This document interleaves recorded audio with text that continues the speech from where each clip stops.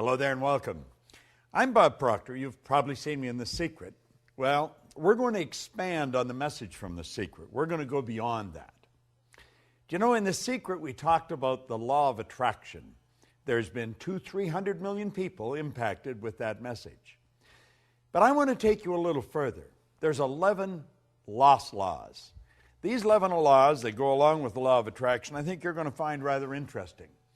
And I want to share a few thoughts with you that lead up to this. And I want you to prepare for these lessons as they come out. Do you know, the author said that we should proceed to use our thinking faculty and take care that it does not use you. Well, I think that's true. Do you know, most people are controlled by what's going on outside. They're not using their mental faculties to really control their life. The author says, master your mind and guide it intelligently. Well, you know, if you look at the results of most people, that's not happening. People are not mastering their mind. They're not using it. They're not controlling their own life. As you get involved in these laws, each one of them brings a specific message. And as you bring your mind in harmony with these laws, your whole life is going to change. Let me continue here. He said, learn to think as you ought to think. Give your mental life to the matters that are absolutely essential to your welfare. Have you ever wondered why 1% of our population earns 96% of all the money that's being earned? Do you know, things are so totally out of balance that when you hear those statistics for the first time, you think they can't possibly be true, but they are. And you know, Huxley was right. He said there's only one corner of the universe that we can change, and that's our own self. Now, this author said, the balance of all thought to themes of beauty, truth, and progress. In other words, live with the ideal, but do not neglect the practical. He said, aim to adjust the two, and strive to be on the outside of what you idealize on the inside.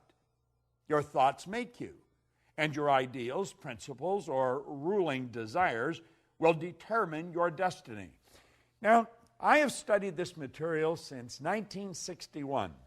October 1961 is when I really began to study this. So naturally, I've watched a lot of things change. I've watched things change in the world. I've watched the attitude of people shift. And it shifts primarily because we're starting to understand ourselves better. We have here, learn to use your powers unless you wish to be used by them. Make a daily effort to use the knowledge that you have gained. Try to improve upon all of your opinions. Endeavor to obtain a truer and a larger conception of each of your personal views. Now, I have found, as we start to understand this, and as we start to dig into these laws, that everything in our life starts to shift. Do you know what the laws are? Think about it for a moment. Did you really understand the law of attraction before you saw The Secret? Do you know, a lot of people saw The Secret and they thought that the law of attraction just came into being. That's like hearing about the law of gravity and think we just invented it yesterday. The law of attraction's always been here. It's based on another great law, the law of vibration. Well, you're going to find, as we get into these 7 laws, I'm going to give you a short overview on each one of them. And if you take the videos that you're going to get, and then take each one of them and watch one every day for a week. Now, it may take you a few weeks to go through this, but let's face it, you've gone all your life without understanding, and another few weeks dedicated to understanding it is going to make a huge difference. This is a phenomenal program that you're a part of. I am so pleased that I have the opportunity to dig into these laws in some depth and share them with you. You know, the author points out that man's problems are mental in nature. They have no existence outside of themselves. And it has been discovered that nearly all will yield up their solutions when subjected to a broad and exact analysis. You can acquire the ability by studying the law of life. You know, I mentioned on The Secret where Dr. Werner von Braun said that the natural laws of this universe are so precise that we don't have any difficulty sending people to the moon, and we can time the landing with the precision of a fraction of a second. Now, isn't it strange that you would go all through life and never really understand these laws, and yet these laws are impacting every aspect of your life, from your relationships to the health of your body, to your business, to your personal skills. Everything is based on law. When we violate the law, we lose. When we live in harmony with the law, we start to win. Now he said you can acquire the ability by studying the law of life and the modes of expression. Then by constant effort, use your thinking faculty in constructive ways as you work with these laws. Now have a good and sound reason for all the views you hold. Isn't that an interesting concept? Think of that for a moment. You'll hear people say, well, I believe that. In fact, you hear yourself saying it. Why do you believe it? Have you ever really analyzed your own belief patterns? Why do you believe these things? As you try to find why you hold these views, many of your old-time views are going to fall to pieces. Form a clear and definite idea regarding your convictions as to why as you do, and to why as you think. You see, most people never really ask themselves, why do I believe that? Do you know almost all your beliefs you've inherited? Well, that's true. Dates way back into your genetic nature. From the moment of conception, your ancestors are built right into the genes. And we've got a lot of ideas locked up in our mind that violate the laws of this universe, and that's what's causing our problem. See, it's no accident that a very small select group of people live really meaningful lives, and so many others are struggling all the way through their life. Well, you're going to find as you get involved in this program, and I would encourage you to really take this serious. This is serious work. It's helped me earn millions of dollars, build a company that operates all over the world, make really meaningful friends on every continent. If it's done that for me, what can it do for you? Now keep in mind, when I started to study this, I only had about 2 months high school. I had no business experience, and my whole life changed like that. There's so much good stuff here.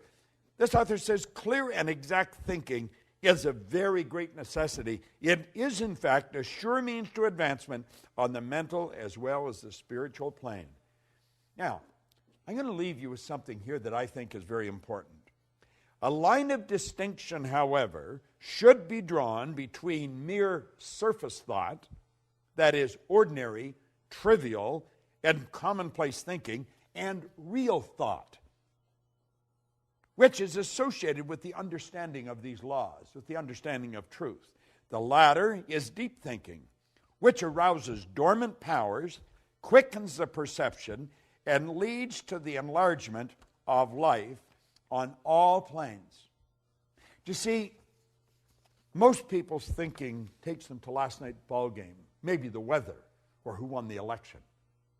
What we're talking about is deep penetrating thought. Really dig into our mind. Let's figure out how we can take quantum leaps, just jumps ahead, rather than small incremental changes. Let's find out how we can turn our annual income to a monthly income like that, because you can do it. If I do it, you can do it. And I'm going to show you how I did it. And I'm going to take you into each one of the other 11 laws. And I will, in fact, elaborate on the law of attraction, because when you really understand that law, everything in your life is going to start to shift. See, the truth, the real basic truth, is everything that comes into our life, we've attracted. We're literally magnetized to it. Do you know that your brain is an electronic switching station? It controls the vibratory rate of this massive energy that we call our body. I'm not my body, I'm not my brain, you're not your body, you're not your brain, but you do have a brain. We have a marvelous mind, and we can control the vibration we're in, and when we do, we start to control what comes into our life. You're going to love these laws, and you're going to want to share them, and you should share them. Givers gain. I want you to get them. I want you to study them. Get involved in this program, and then set aside a time to really study it. Don't treat this as just any recorded program. This is very special. Since October 1961, I have been absolutely obsessed with studying one subject: why you do what you do and why you don't do many of the things you want to do. I want you to think of what you really want to do. What do you want to do with the rest of your life? Do you know, if you go to my website, I tell you on there, if you tell me what you want, I can show you how to get it. And I can. But you've got to decide what you want. And then you want to get into these lessons. The 11 laws. It's phenomenal. And the 12th, I'm going to elaborate on it for you. Make sure you get involved. Set aside the time, and you're going to love it. The videos that you're going to receive here will change your life. Along with the rest of the program, life will never be the same again. This is Bob Proctor, and thank you. And I look forward to meeting you in a seminar sometime in the very near future.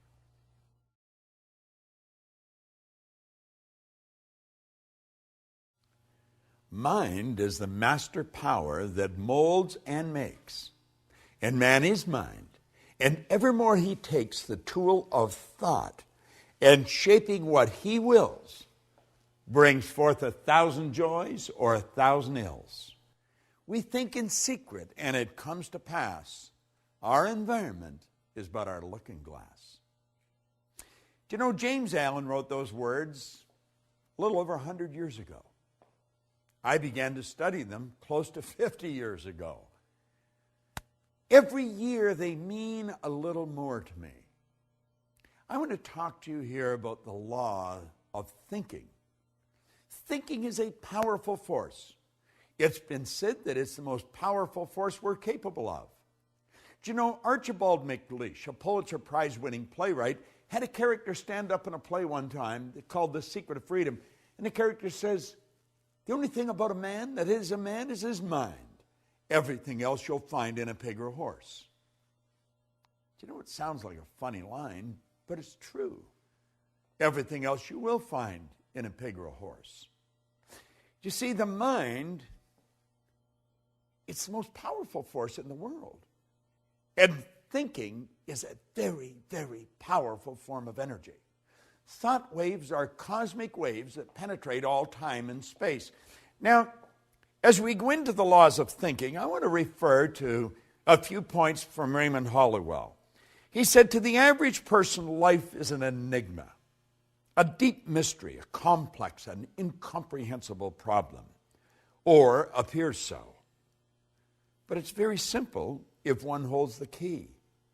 You see, mystery is just another name for ignorance. All things are mysterious when they're not understood. But when we understand life, it no longer appears mysterious. Do you know, until I was 26, life was a real mystery to me. It was an incomprehensible problem. And of course, I had many problems. But then I began to study, and I began to study this information.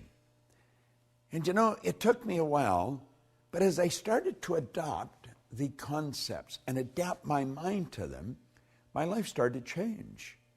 My problems started to sort of disappear. I started to earn a lot more money. I was living in a healthy body, very rarely ever being ill. I noticed that I started to attract different people into my life, more interesting people. You see, the truth was, I was just becoming a more interesting person.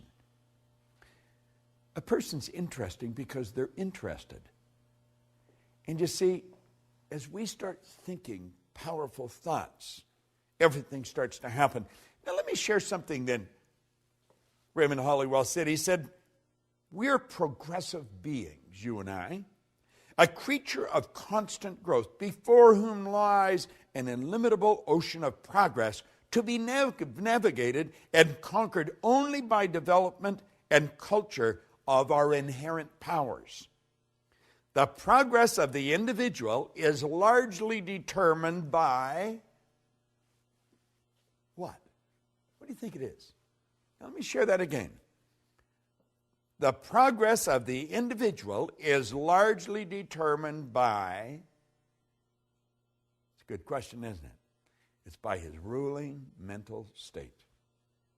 Because the mind is the basic factor in governing power in the entire life. My life and your life, you see. Attention should be given to the predominant mental state, for it will regulate the action and direction of all one's forces, faculties, and powers, the sum total of which will inevitably determine many particular experiences and the personal fate. You see, the ruling state is like the CPU. You're familiar with your computer. Well, that's what the ruling state of the computer is. You see? The ruling state of mind is made up of various mental attitudes, which the individual adopts towards things, events, and life in general. If the attitudes are broad in mind, optimistic in tone, and true of life, his predominant mental state will correspond and exhibit a highly constructive and progressive tendency. Because almost all the forces of the personality function through the conscious mind in one way or another, and as the daily mental and physical acts are largely controlled by the conscious mind, it's obvious that the leading mental state must determine the direction which the powers of the individual must proceed. You see, the ruling mental state is everything. I know that you and I have been trained to believe that we've got to change what's going on out there. You know, we've got to fix this and fix that. And we have literally been programmed to live through our senses, to go by what we hear, see, smell, taste, or touch. But you know, there's been little thought given to our higher faculties: perception, the will, intuition, memory, reason, imagination. And see, they're all our inner faculties, and that's where it really happens. This is where it all begins, inside. You don't have to worry about changing what's going on out there. I don't care if it's your bank account or the health of your body. You're going to find the x-rays will show a different you. The bank account will show a different balance. And everything in life will begin to change as you take over the power of thought. Thought is a very, very powerful force. Let me share something that Raymond Hollywell says on thought. He says thought is a subtle element. Although it is invisible to the physical sight, it is an actual force of substance, as real as electricity, light, heat, water, or even stone.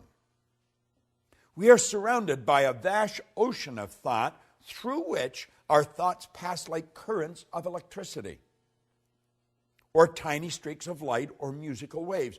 You can flash your thoughts from pole to pole, completely around the world, many times in less than a single second. Now think of what he's saying.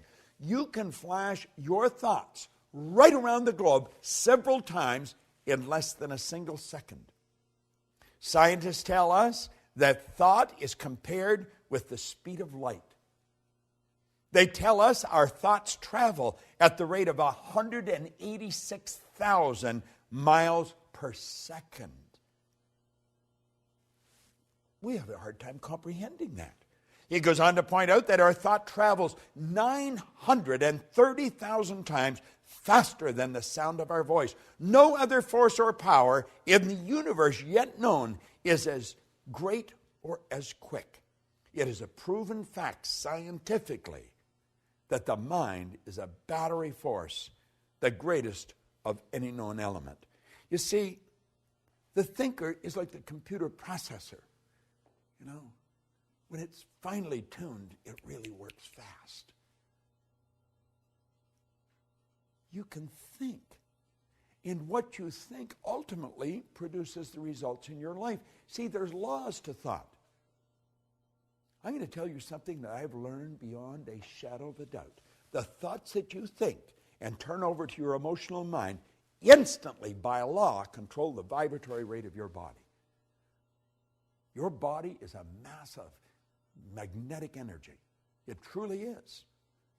You know, if you put your body in front of an infrared television camera in a completely dark room, you just see it as a glistening, radiating, gleaming form. As a matter of fact, if you could hear it, it would be like a symphonic concert being played. Oh, I know, to the eye it just looks like a thing, you know. But it's not a thing. The body itself is one of the most magnificent instruments on the planet, and you live in one. And it's how you think that is going to dictate what this body is going to do. We know that our actions produce our results. If we want to change our results, we've got to change our actions. However, If you don't go to the thought, the actions are never, the actions may change temporarily. But believe me, the thoughts that you think repeatedly become fixed in your subconscious mind. And those thoughts are going to determine what happens in your life. Make no mistake about it. Now, play with this for a moment. We hear a lot about positive and negative attitudes or positive and negative thinking. Well, some think that we deal with two forces. That is, we attract the good and we must do away with the bad. You've heard that many times. We attract the good, we must do away with the bad. Well, that is not true. For example, if we are cold, we do not work with cold and heat alike in order to get warm. This is very simple processing that we're going through here, mental processing. We build a fire and we gather around the fire and we enjoy the heat that is extended from it and we become warm. As we build warmth, the cold disappears, for the cold is the absence of the heat. Just like dark is absence of the light. Let there be light. You see? To be warm, we give our whole thought to those things which tend to create warmth. We ignore the cold in thinking of heat and bring forth heat. Prosperity and poverty are not two things. They are merely two sides of one thing, the same thing. There is but one power. Rightly or wrongly used, we cannot think of plenty and then worry about the unfavorable conditions that may seem apparent. If you want to change the results in your life, and I'm just working on the premise that you do, or you wouldn't even be watching this film right now, give your thought to your mind. Give serious thought to this series of overviews that I'm doing on the laws that you're studying. You see, Huxley was right. He said the only corner of the universe that we can be certain of improving, it's our own self. That's all. You know, all those things we want to change outside are all a reflection of what's going on inside. Well, that may be a big idea for you right now, but as you study this for a week, a month, a year, and then come back and hear me say that, it's going to sound like a totally different statement. You choose your thoughts, and your thoughts create your life. You truly do become what you think about. There is a law of thinking. Make no mistake about it. This is Bob Proctor, and thank you.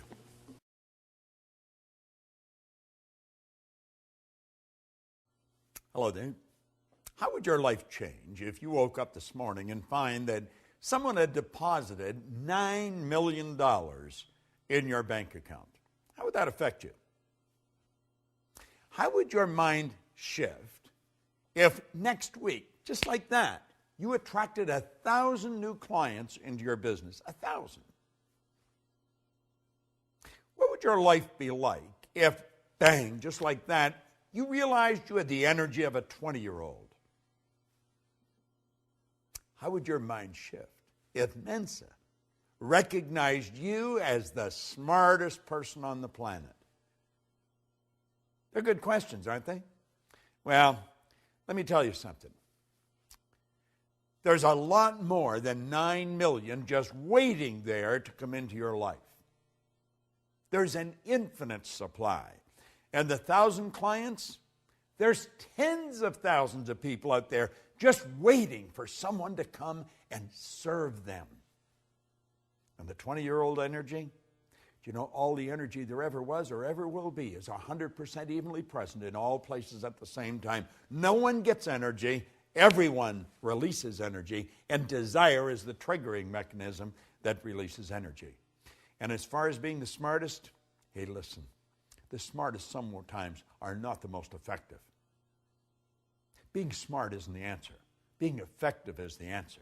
Did you know that all the knowledge there ever was or ever will be is 100% evenly present in all places at the same time? I'm Bob Proctor, and I want to talk to you about the law of supply as we're going through and giving you an overview in this video series of the laws, those 11 lost laws. Supply is one of them. Do you know, Halliwell said that man's never satisfied, never satisfied. The fact is deplored by many, but God did not intend man to be forever satisfied. You see, dissatisfaction is actually a creative state. That's right.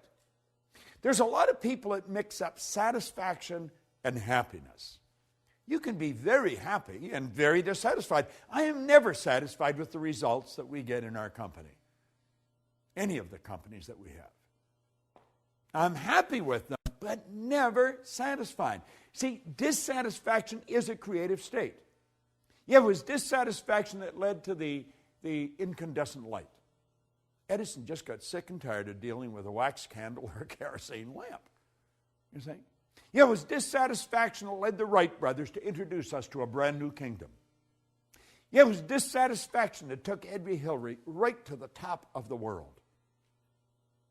It was dissatisfaction that caused John Kennedy to make a statement that we would be on the moon in this decade.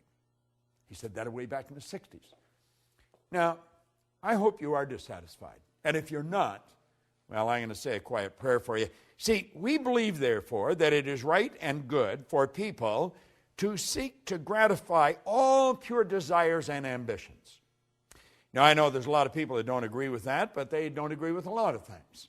But you're going to find out the small select group of people that really understand these laws, understand there is an infinite source of supply. Everything comes from one infinite source. Everything's made from the same. The difficulty with some is that they can more easily look to the creature as the source of their substance than to the Creator. It's just beyond the average person's grasp. We don't really believe that God is the source of our substance. Now, when we start to believe it, I think it starts to happen. Let me share something with you that I read a long time ago. Dr. Wernher von Braun was one of the greatest scientists that ever lived. He's considered by many as the father of the space program. Think about this for a moment. He said after studying this now before I mention this, let me also mention that for a long time science and religion were antagonistic. They just could not come together. But they since have come together. Now, von Braun said that after years of studying the spectacular mysteries of the cosmos, he was led into a firm belief in the existence of God. Now, I'm not trying to turn this into a religious dissertation. I am just mentioning my own personal belief after studying these laws for very close to 50 years. I see the law as the uniform and orderly method of the omnipotent God. A law is something that happens every time with every person everywhere. And everyone that has accomplished anything will be quick to tell you this. See, as we look back, everybody loves a dead genius. They really do. But you know, all of these great geniuses from history that we look at, they were considered geniuses when they were alive. The Wright brothers were considered real heretics. They really were. See, the people that made it happen, they were out of the box. They weren't ordinary thinkers, but they understood that there was this governing process called the law. You see, before we're able to believe in abundance of good, we've got to then see and enjoy that everything comes from one infinite source of supply. And when we really understand that, everything is going to change direction for us. Nothing can be made from something any more than something can be made from nothing. But where does water come from? Let's give it some thought. If we went outside on a nice clear day and stood there with a cup, just stood there, and we were patient, and we stayed there long enough, do you know that that cup would fill with water? Oh, yeah. You would see in the no thing, you would see a cloud formation. And the cloud would become very heavy and very dark, and before long, water would fall out of it. Now, if we stayed there with that cup, where would the water go to? It'd go right back to where it came from. See, as above, so below. As below, so above. I want you to think about that. Nothing is created or destroyed. Everything's in a constant evolution of change. We literally live in an ocean of motion. You and I have the godlike ability to create images in our mind. And as we create the images in our mind, we control the vibration that we're in, and that vibration sets up an attractive force. In the seminars that I conduct, I hold up a little acorn sometimes that comes from a giant oak tree. But the little acorn is nothing but a mass of energy in a high speed of vibration. It's just a little physical nut. Now, if I kept that acorn in my pocket, that acorn would disintegrate because it's governed by a very, very basic law, create or disintegrate. And it's not in an environment that's conducive to its unfoldment. But let's suppose I take and I plant that acorn in the earth. Do you know that there's particles of earth that are in harmonious vibration with that little mass of energy that we call an acorn? See, if you looked at the acorn through a microscope, it's not solid. It's just a little mass of energy that's dancing. Let me digress for a moment. Let's suppose I took 2 drops of water on a glass-top table and I pushed them together until they touched. Then I'd have 1 drop, wouldn't I? I'd have a bigger drop. Let's suppose I put another drop and I pushed it together. Now, what do you think the odds are of me separating that one little drop, the one little puddle, I guess I could say, back into the same 3 little massive molecules, the same 3 dots? You know it's not going to happen. You know, what God hath joined together gives it new meaning, doesn't it? Well, you see, there's particles of energy that's jammed right up against the acorn in the earth that don't vibrate in harmony with the acorn. But there's particles of energy that do vibrate in harmony with the acorn, and the acorn's like a magnetic force, and if you could see it with the naked eye, you would see little particles of energy marching just like obedient soldiers right towards the acorn. And as they touch the acorn like that, like the 2 drops of water, they become one with the acorn. And this process is continuous. It's continuous. And the only particles of energy that the acorn can attract are the particles that vibrate in harmony with it. They're on a frequency. And the acorn keeps attracting and keeps expanding. And the shoots come out of the bottom, and then it breaks through the earth, and it attracts from the atmosphere as well as from the earth. And before long, you'll see a giant oak tree. All by attraction. It's all energy moving. There's one source of supply, just one. Well, do you know that you are attracting to you right now from an infinite source? Now, if you're holding thoughts of lack and limitation, that's what you're going to attract. The universe, by law, can only give you what you put in the order for it. What are you putting in the order for? We talked in a previous video about thinking. There's a law of thinking. Well, as you think, you attract. So think about it. What have you put in order for? What are you attracting? Everything comes from one infinite source. You might say, well, I don't really understand that. Then just take my word for it, because I do understand it. And if you study it for a while, you're going to start to understand it. Like Solomon said, in all you're getting, get understanding. Well, let's understand where everything does come from. There's no lack. There's no limitation. As long as you live through your sensory factors and just go by what you see, then there will be lack and limitation, because you're dealing with a very limited view. But when you start dealing with God's eye view, you see things from a much higher level. There's no lack and no limitation. And understand this, what you think you attract, and you attract from one infinite source of supply. Study this law of supply. It's a phenomenal law. And it works for every person, every time, everywhere. This is Bob Proctor, and thank you.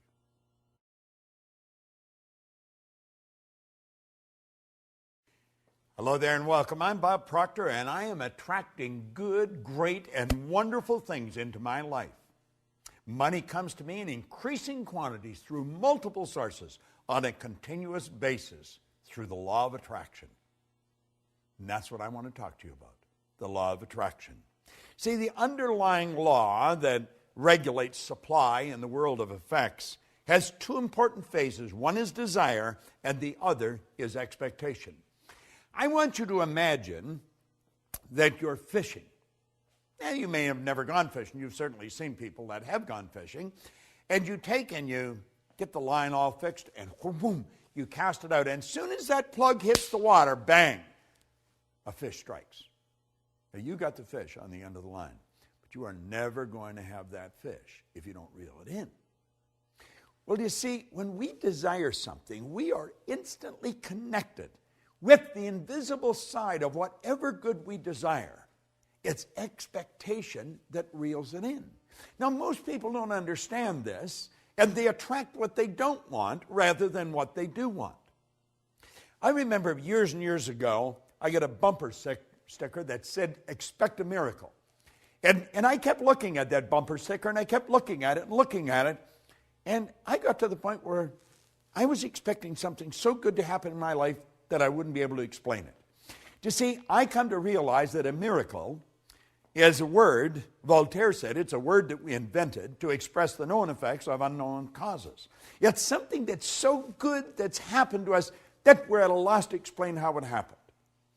I want to explain how I attracted something into my life that literally changed my life, changed my business, but it changed the lives of 200 or 300 million people as well. I got a phone call on my cell phone, and it was a very garbled message.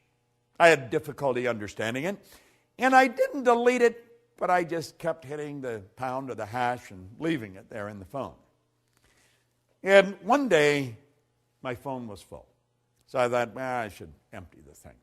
I think I was in an airport at the time, so I sat down and I took all the messages off one at a time and wrote them all out and then deleted them.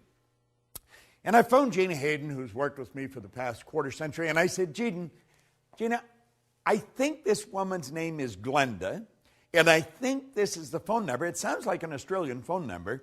Would you phone now? There's something about a film. Would you phone and see if the number is even the right number? Now, I'd had it on my phone for a good month.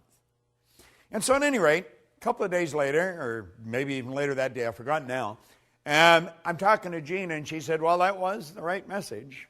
Her name was Glenda, and you had the right phone number, and there's a film crew in from Australia, and they're shooting this film, and they really wanted you in it. But they haven't been able to reach you, and they're shooting in Aspen all weekend, and they're going back to Australia first of the week. And Gina said, isn't that strange? Bob's doing a seminar this week in Aspen. Now, I hadn't been in Aspen for a couple of years. And I check into my hotel. I just went next door where they were shooting the film. And the film, of course, was The Secret. And you know, all of a sudden, all over the world now, people know Bob Proctor, and they know about the work that I do, that I love doing. I believe that I attracted Rhonda Byrne into my life. But I also believe Rhonda Byrne attracted me into her life.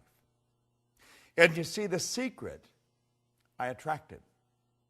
I expected something big to happen. And I'm going to tell you something, I expect something even bigger to happen. Now, the law of attraction is, it's a law that many people now are very familiar with. And of course, I think that the secret has probably communicated that law better than anything that I have come across in all the years I've been in this business. They deserve, the people that put that all together, deserve a lot of credit. A lot of people think I made it. I didn't make the film. I just sat there for a couple hours and talked, sharing what I knew. And a lot of good things have happened. Now, the law of attraction is not a primary law. The law of vibration is the primary law. See, everything in the universe vibrates. We literally live in an ocean of motion. I want you to look at the walls that surround you. You think those walls are solid. They're not solid. Nothing is resting. Everything is moving. A body in a coffin is moving. Now, you may think that I'm sniffing something, but I'm really not. If you go into a funeral home and pick up the remains and look at it through a microscope, you will see particles of energy dancing right before your eyes. Now, if it wasn't moving, how would it ever change to dust? Well, you see, you and I have a brain, and our brain is an electronic switching station. And our thoughts activate brain cells and control the vibration we're in, and the vibration we're in controls what we attract into our life. Now, this law of attraction is a phenomenal law, and I think the law of attraction, as it's brought out in this series, it's very well done. And I would encourage you to study into it in some depth, because everything that comes into your life, you attract into your life. Now, you may be saying, does that mean that I have a cold, that I sat and thought I'm going to get a cold? No, it doesn't mean that at all. But you did attract the cold. You see, I don't think you sit and think I'm going to attract a cold. I think you put yourself in a very confused vibration. There's a law of gender. It decrees that all seeds have a gestation and incubation period. And after about 30, 45 days of going through that indecision, that confused state, you have a cold. That's what the cold is. It's just the expression of all the confusion. Anyway, we do attract everything into our life. Now, for many, many years, I had a terrible time with money, as most people do. And I was forever letting my outside world control my thinking.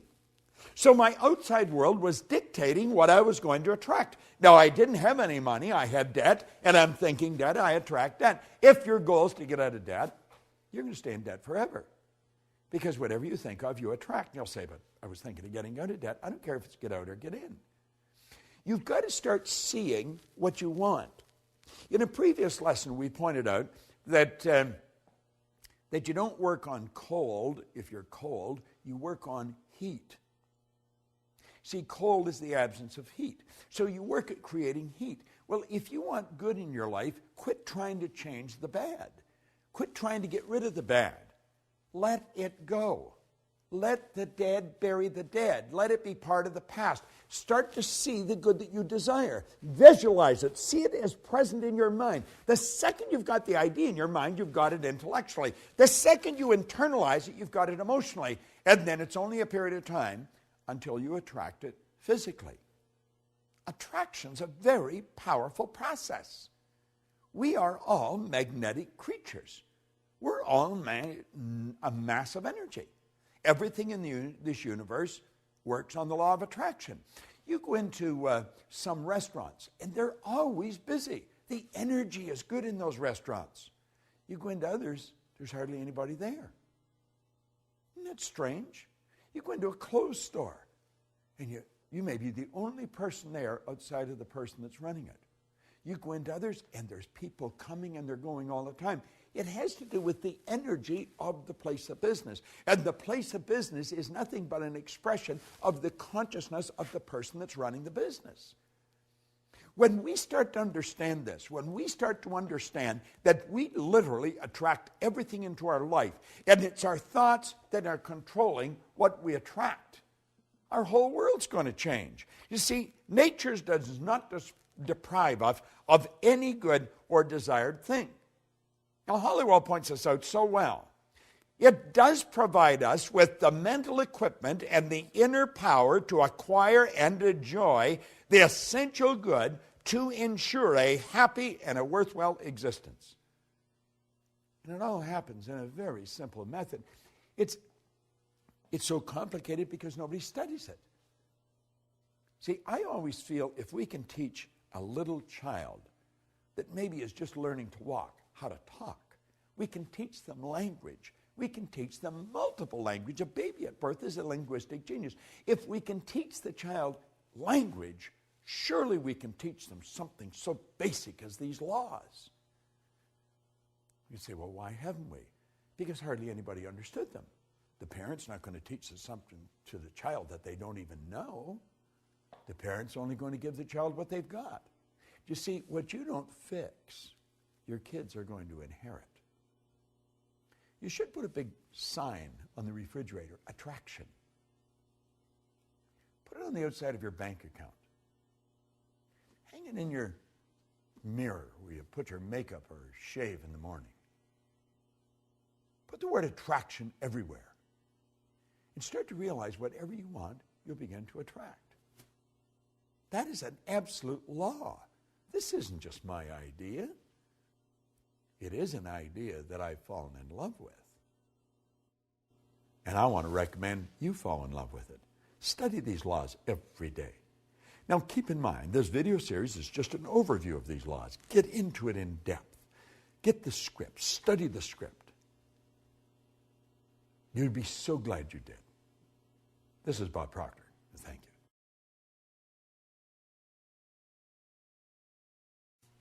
For many years now, in seminars that I've been conducting or conferences where I'm speaking, I mentioned to the audience a personal growth program might be, if it does not have a spiritual foundation, in my opinion, it's incomplete.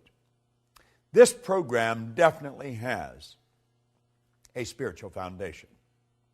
I'm Bob Proctor, and I want to talk to you on the law of receiving. Here's a line from it. He who seeks a greater life with getting as his objective does not seek life in trueness of spirit. In other words, they're going to have a problem. They are definitely going to have a problem. Now let me read another highlight from this program, and that's exactly what this video series is. It's a series of highlights that I've gleaned from this over many years of studying it. In a state of limited understanding, we reason that we must get before we can give. And then we turn and walk in the same mental rut as before by reasoning that we must give before we can get. But in our lack of understanding, we continue to leave the getting idea foremost in our thought, and we shut out the spirit of giving. Now, giving, which is the first fundamental law of life, is the first law of all creation. The attitude of getting is the law of life in a congested state. Now, I'm going to repeat that. The attitude of giving is the law of life in a congested state or a repressed action.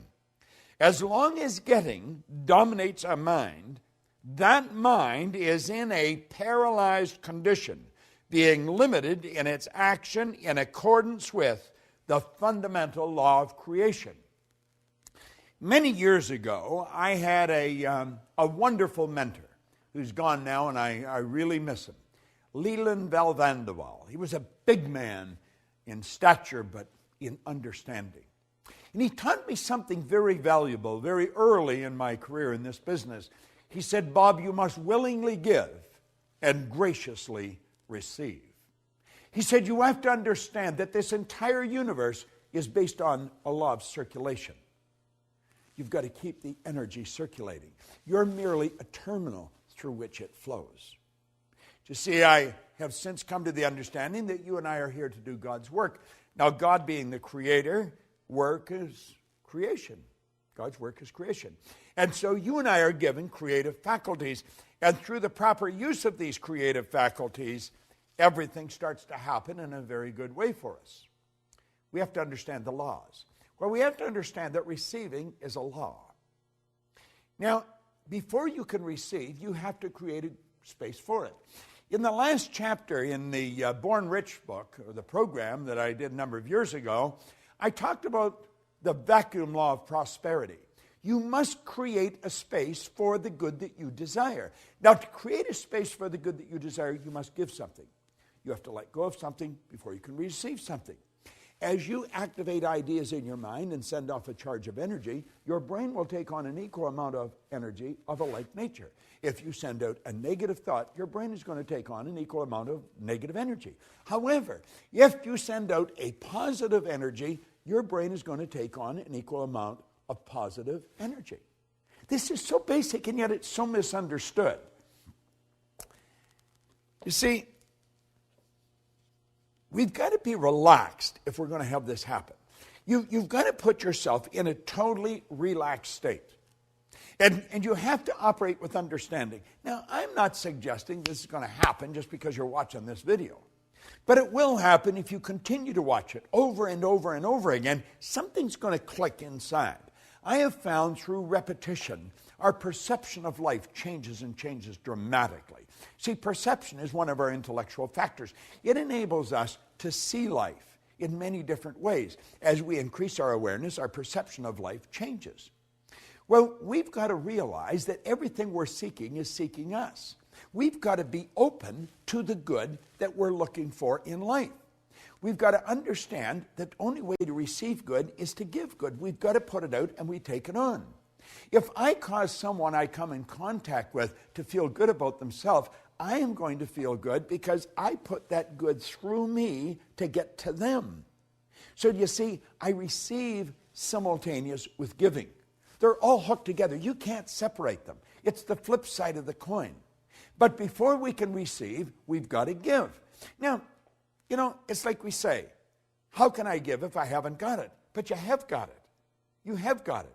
You give what you have got. You see, I think you should give your time, your energy, your loyalty, your knowledge, your money. Keep giving it, and you're going to keep getting more. When we open ourselves up to receive, we're going to find that we are in a relaxed state. Let me read you something that Halliwell pointed out. When we relax from strain, the law has a chance to reply to our desires. And things begin to change for us. Have you not seen this work in trivial things such as books or clothing or invitations or a desire to see a certain friend? Possibly at some time you sent out a thought or a desire and then forgot about it. Just totally forgot about it. The next thing you knew, you had the book presented to you. You received an invitation. You were walking down the street and bumped into the friend that you desired to meet. It happens all the time. But you see, if we're focused on it and we're straining and we're really, trying everything we've got, we're uptight. It doesn't happen.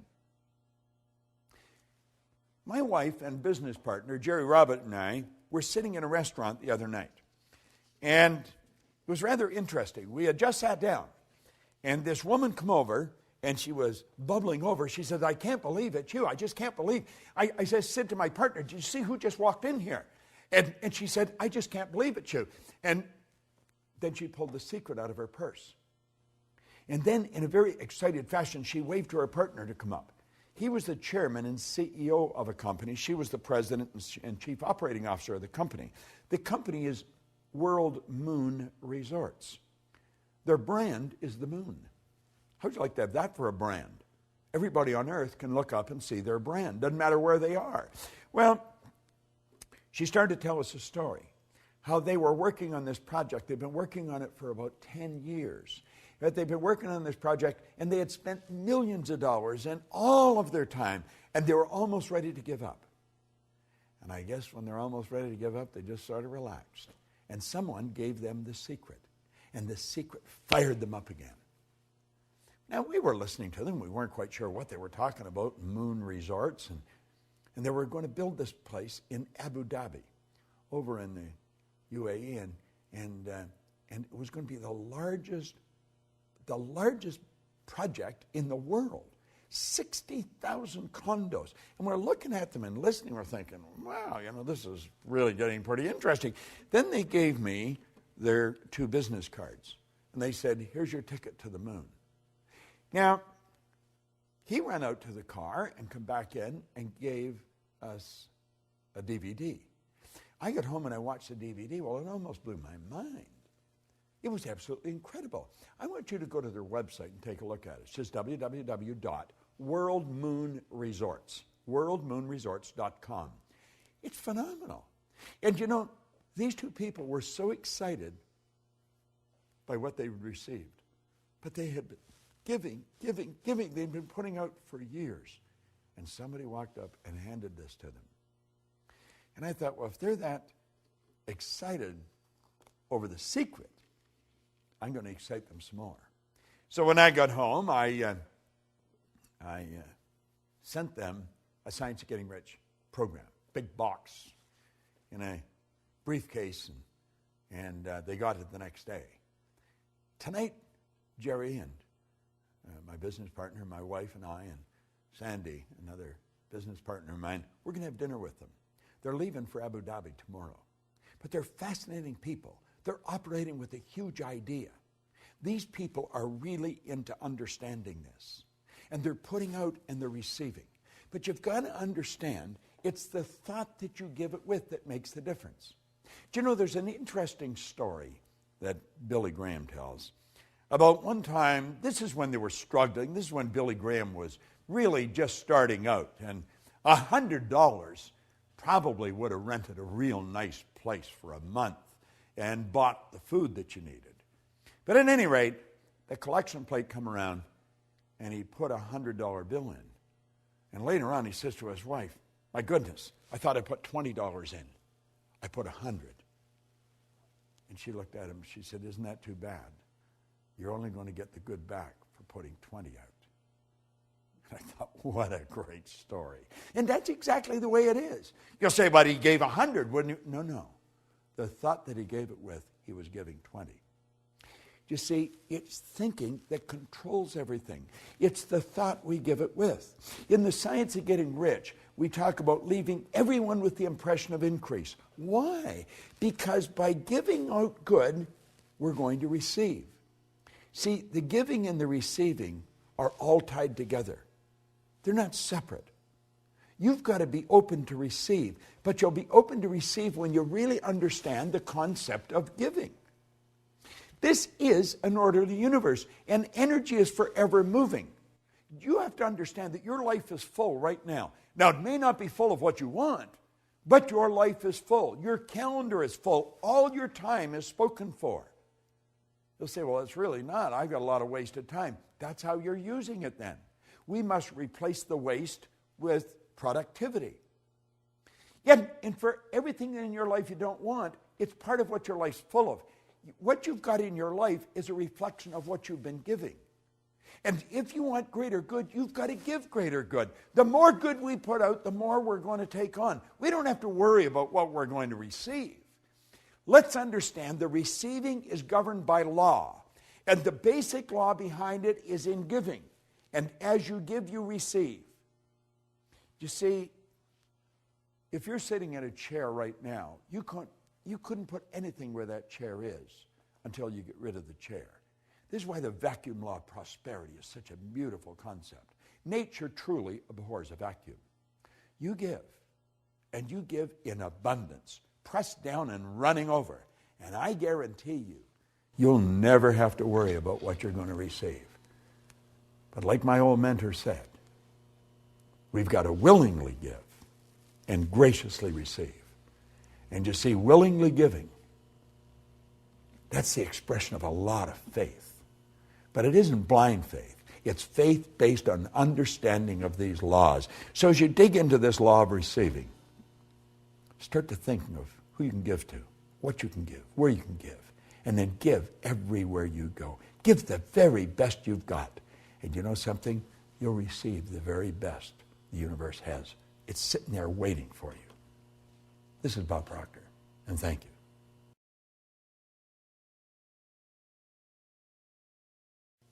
Hello there and welcome. I'm Bob Proctor, and I want to talk to you about the law of increase.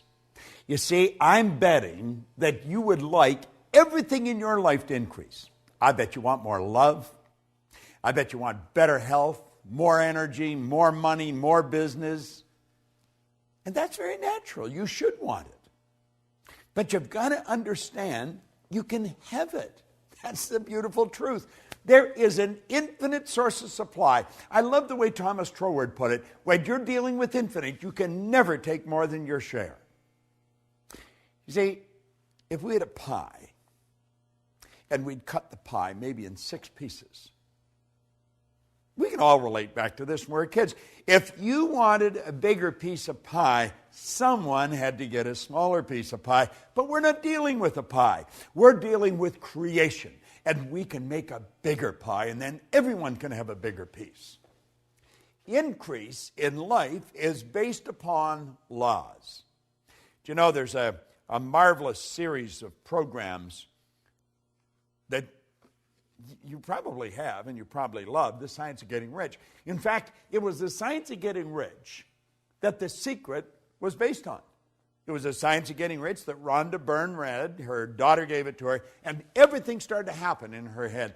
Well, Lloyd Conant gave me The Science of Getting Rich in 1968. It wasn't long after that, and I come across Raymond Holliowell's work on the law. I was looking for a book or a program that explained the law in practical, everyday person's thinking way of life. And I was having difficulty finding it. I had books on the law, but most of them were so heavy, the average person would have just died trying to understand them. And I got picked up at O'Hare Airport in Chicago one day by a lady that was taking me to the hotel to do a seminar. And she had a bench seat in the front of her car. And beside her was a big brown paper shopping bag.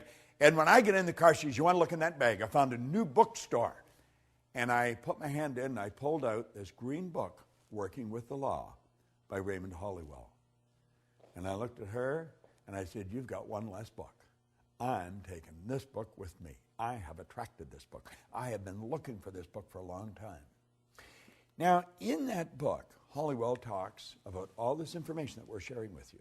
Mary Morrissey and I have studied the same material for a long time, and we've created this program that you're involved in right now. And you see, this series of videotapes is really just an overview of these laws, and the law of increase is one that you really want to understand. If you're going to increase anything in your life, you have to praise it. Now, you may say, "Well, how do you do that?" Well, in the Science of Getting Rich, the 7th chapter is on gratitude. And the more grateful you are, the more you're going to receive. But you've really got to be grateful. Now, praising and gratitude are very much along the same line. See, we want to praise our source of supply. We want to praise Spirit. We want to praise abundance. And it's going to come into our life. Now, let me share something right out of the book. Listen very carefully to this.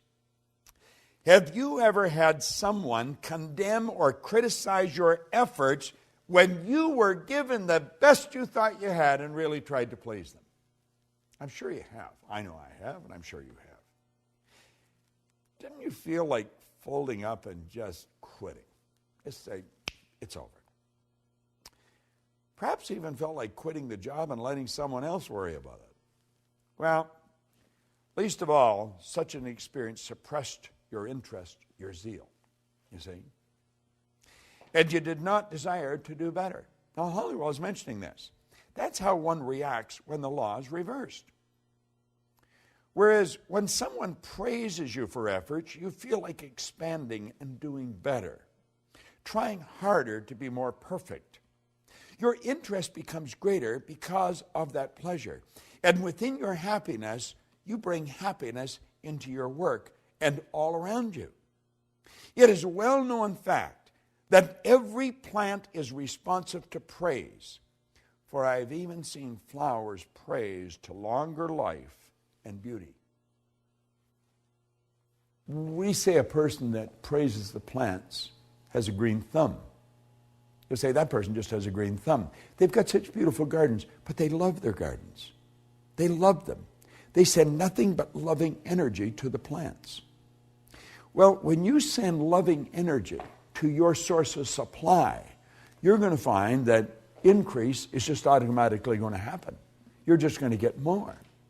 Do you know, I have read time and time again, and I experienced this myself, so I know it to be true, that people that are very successful in something have a very difficult time differentiating between work and pleasure. And that is because they love what they're doing. They're forever grateful for being able to do what they're doing. They do praise it.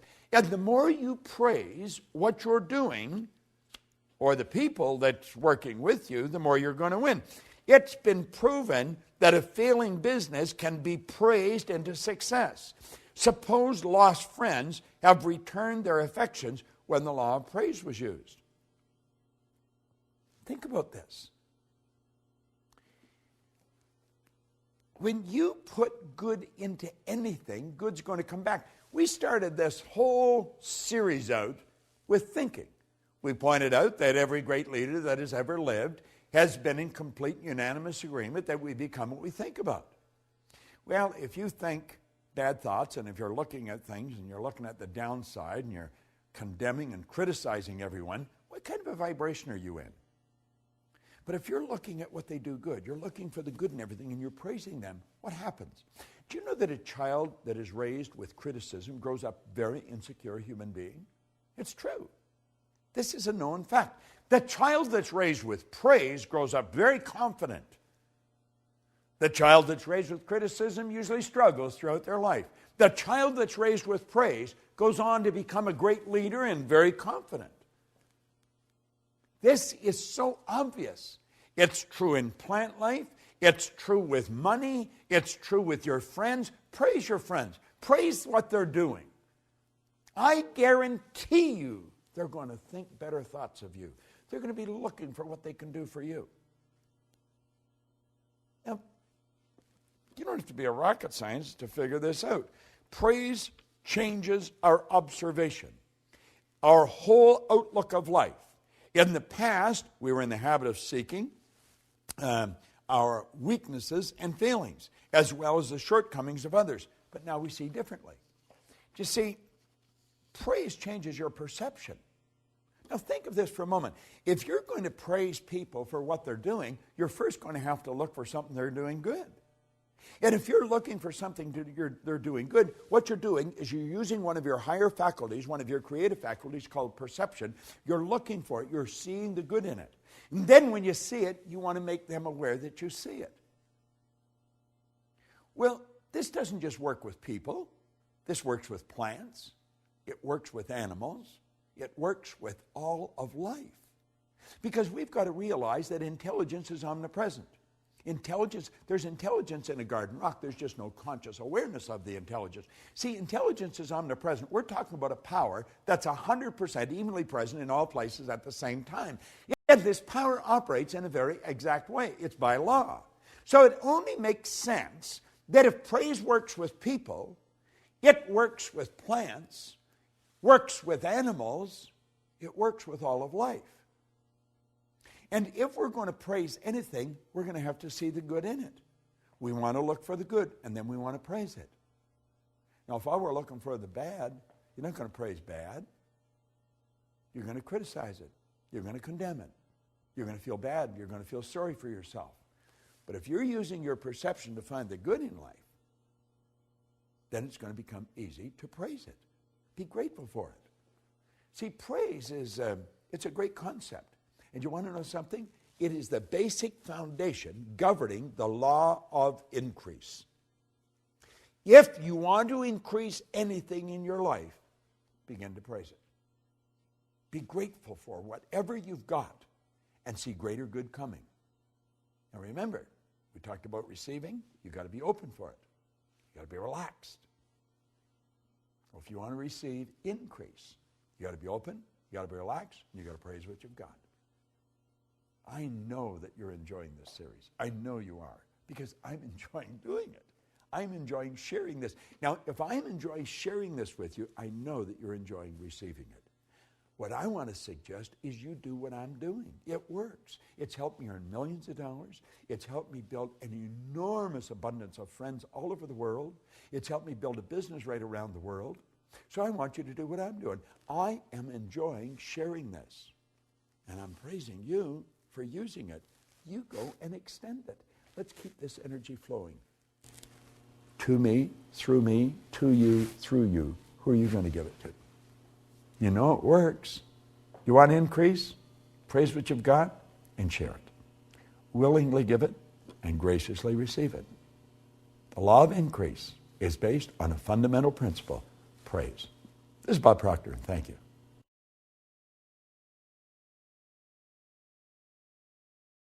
You know, it's written in the good book that whatsoever a man soweth, that shall he also reap.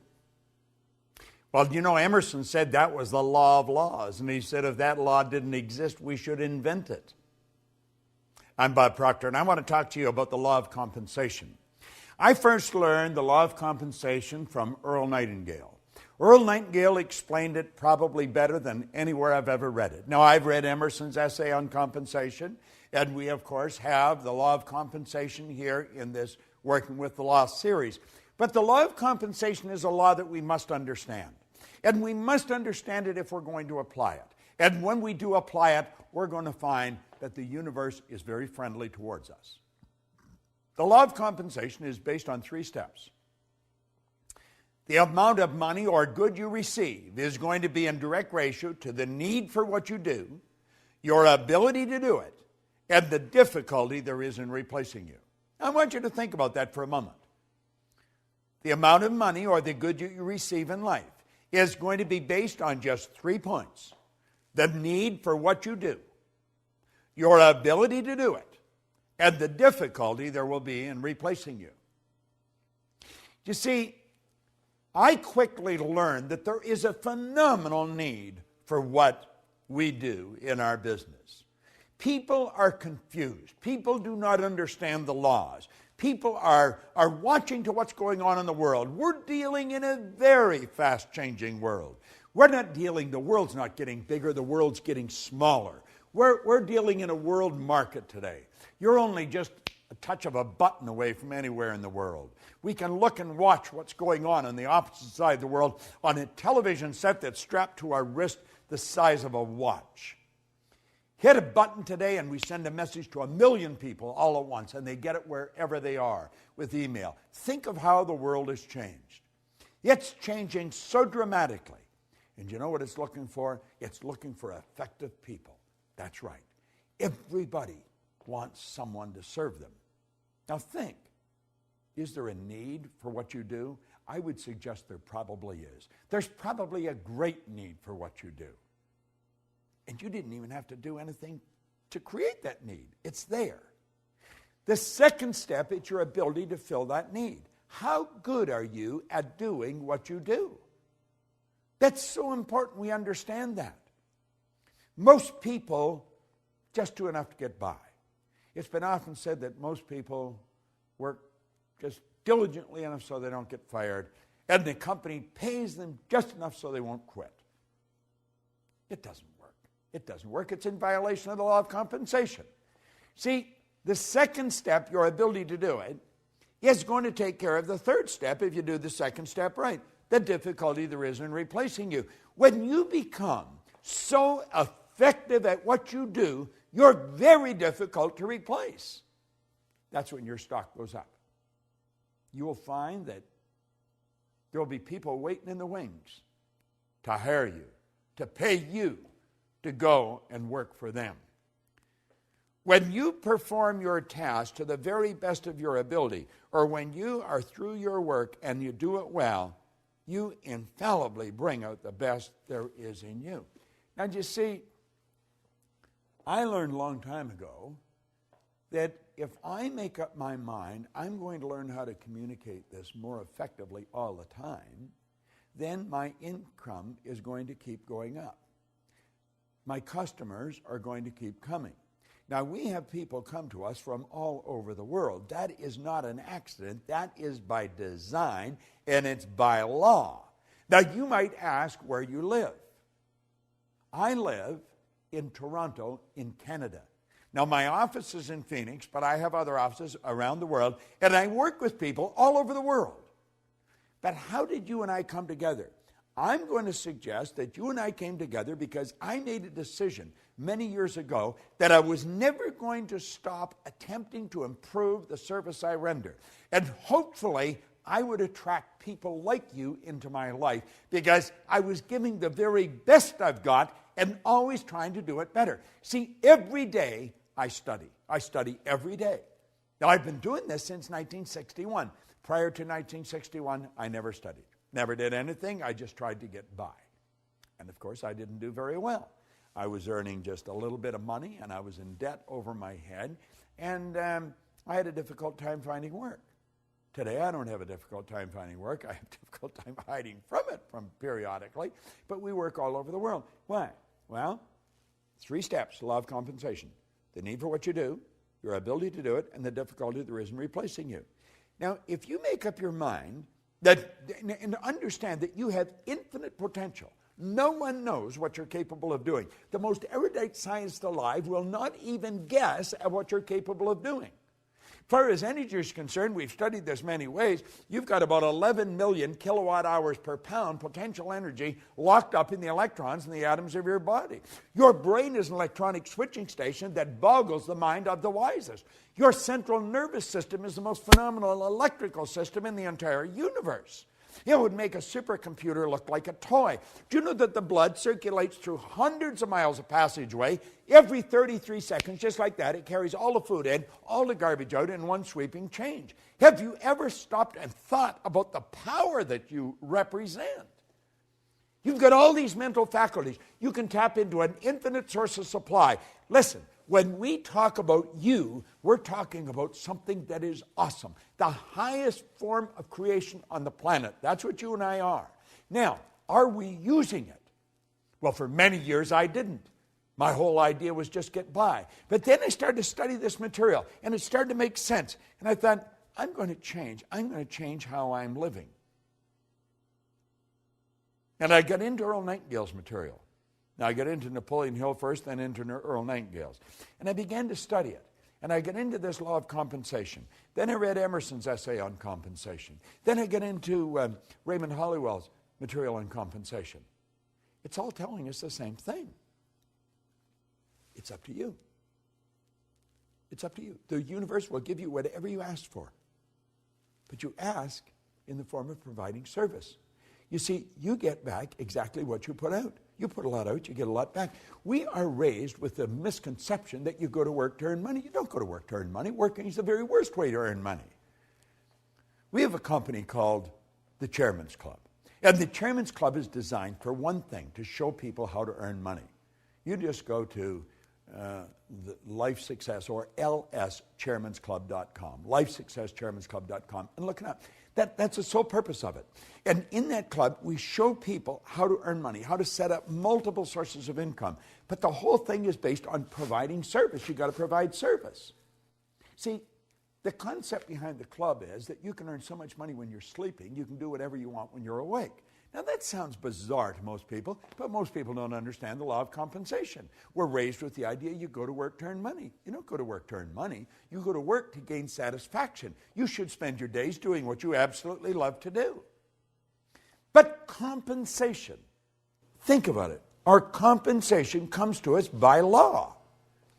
It's based on three factors: the need for what you do, your ability to do it, and the difficulty there can be in replacing it. Now, I know you may have doubts. You may think, well, if I do more, I'm not necessarily going to get more. Well, you may not get it from where you're working. It may not come from there. It may come from somewhere else. You say, but the company makes up their mind how much I'm going to earn. No, they don't. You don't get your pay from the company. You get your pay through the company. Your pay comes from an infinite source of supply. You see, we've got a lot of these ideas wrong. And look at, if you become bigger than your present position, by law, you must move ahead. That is an absolute law. That's the basic law of the universe. When something becomes bigger than the position that it's in, it moves on to the next space. And if your company is not going to give you more, there's going to be a dozen companies waiting in the wings for you to come along and help. The law of compensation is probably one of the most important laws. I would suggest that as you turn this set off and you stop watching this particular video, ask yourself, how good am I at what I'm doing? Could I get better at it? Could I get a lot better at it? How can I get better at it? Understand this. You've got the potential. You've got more power than you will ever hope to utilize. Are you applying it? Who does a better job at what you do than you do? Are you studying those people? Study their lives. Find out what they do. Do what they do. Read the books they read. The more you study this material, the better you're going to get at what you do. But always remember, the law of compensation is based on 3 points: the need for what you do, your ability to do it, and the difficulty there is in replacing you. And as you go through all the material in these laws, and you study the law of compensation, get the material, get the physical material and study it. It's all there. You're going to find that all the way through all this material, those 3 steps keep coming up. The law of compensation is based on what you do. Put the energy out there. Put the effort out. Get better at what you're doing. Say, I am going to get better every day at what I'm doing. And your whole world will improve. This is Bob Proctor. Thank you.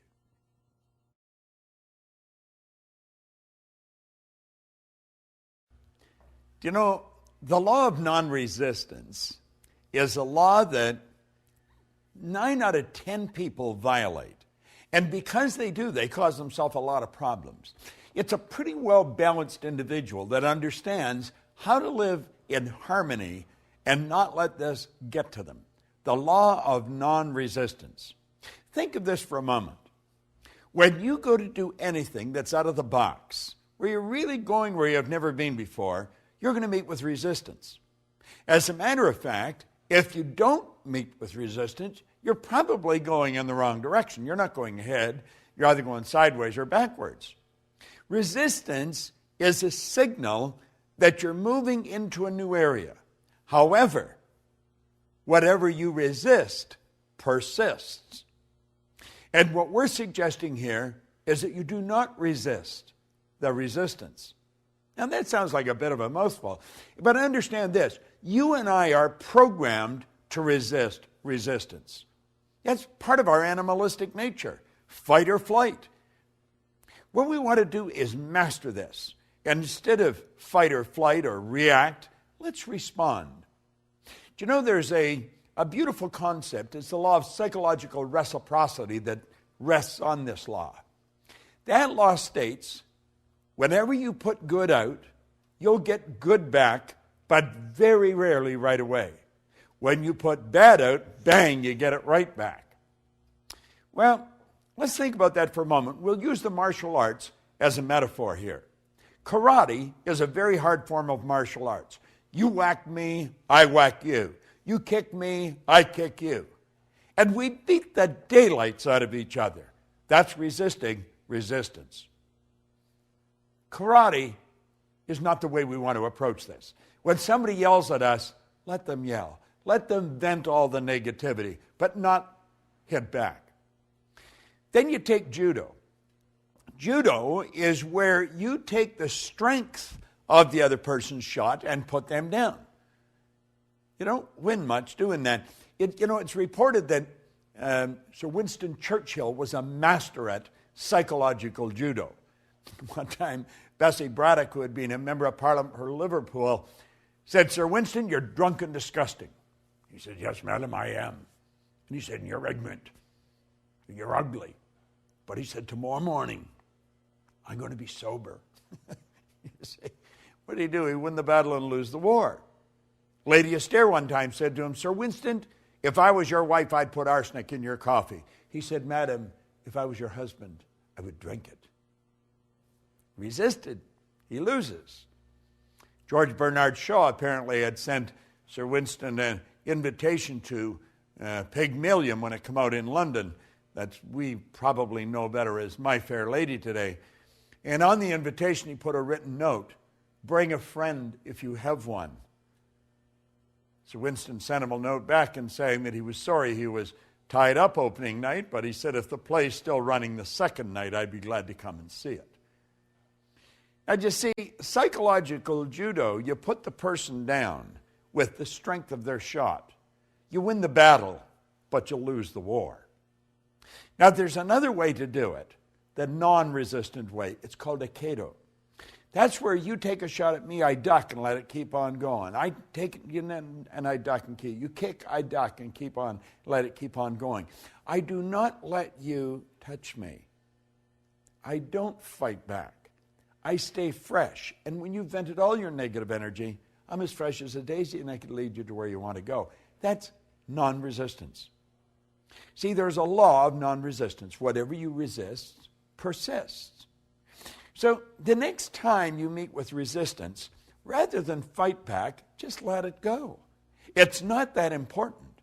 And if you can get this law down pat, I guarantee you, you're going to have a good trip all the way to the top. Because you see, it's whenever we get out of the box, when we're moving ahead. I'm working on a new project. In fact, I've been working on it for a year. I have met with enormous amount of resistance. I just let it go. I just let it go. And I know when there's a lot of resistance on a program that I'm involved in, I'm on the right track. You see, if you're just going sideways, there isn't any resistance. You're doing something you already know. The law of non-resistance, of these 11 laws that you're getting, this is one of the most important. Burn it into your mind. And remember, don't react, respond. I remember to close off with, I was doing a seminar with a bunch of teenagers in Hawaii one time. And I asked the kids, I said, what's the difference between reacting and responding? This one little 15-year-old girl looked off into space and she put her hand up. And she says, reacting is a habit. To respond, you have to think. It was the best answer I'd ever got. 15 years old. To react is a habit. To respond, you have to think. Now think of this. When you react, whatever it is that's causing you to react wins. You lose. When you respond, you win. The law of non-resistance. It's a great law to understand. Use it, and you'll win. This is Bob Proctor, and thank you.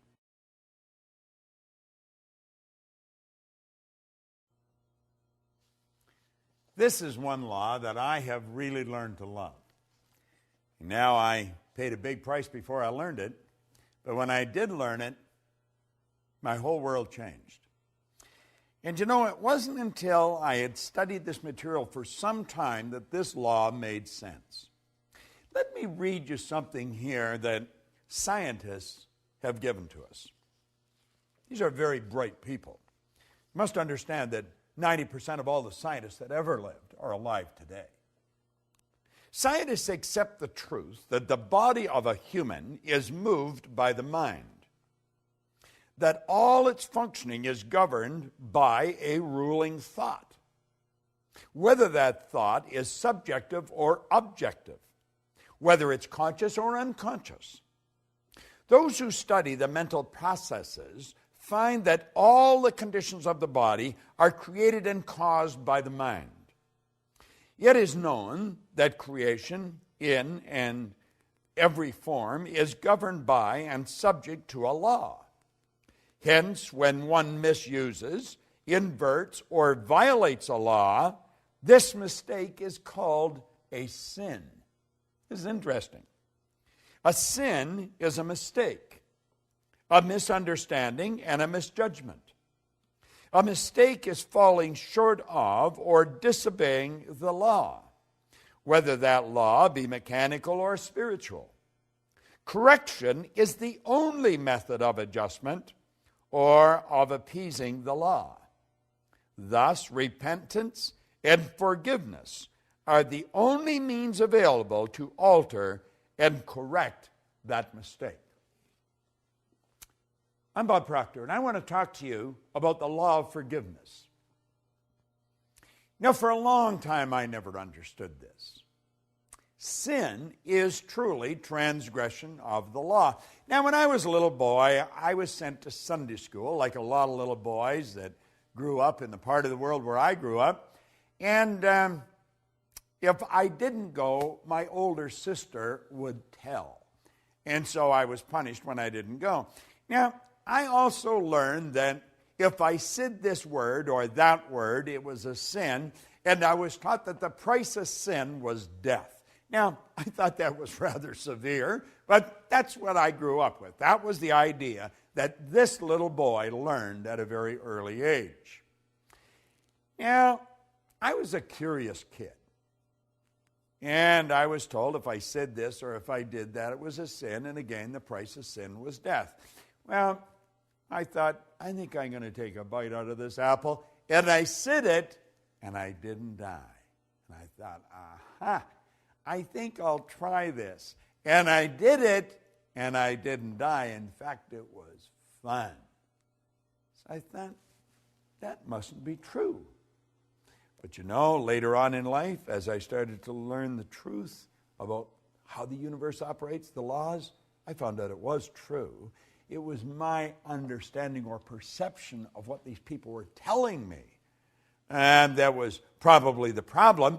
And it probably was even further than that. It's because of their intention of what they were saying, because I think I was getting what they were saying to me. Well, you see, there's a very basic law of life, and that law says create or disintegrate. We're going ahead or we're going back. Now, disintegrate doesn't mean that you're just going to disappear. You know, when we talk about live or die, that doesn't mean that our heart's going to stop and the blood stops flowing and we're either, incinerated or placed in the ground. That's not what that means.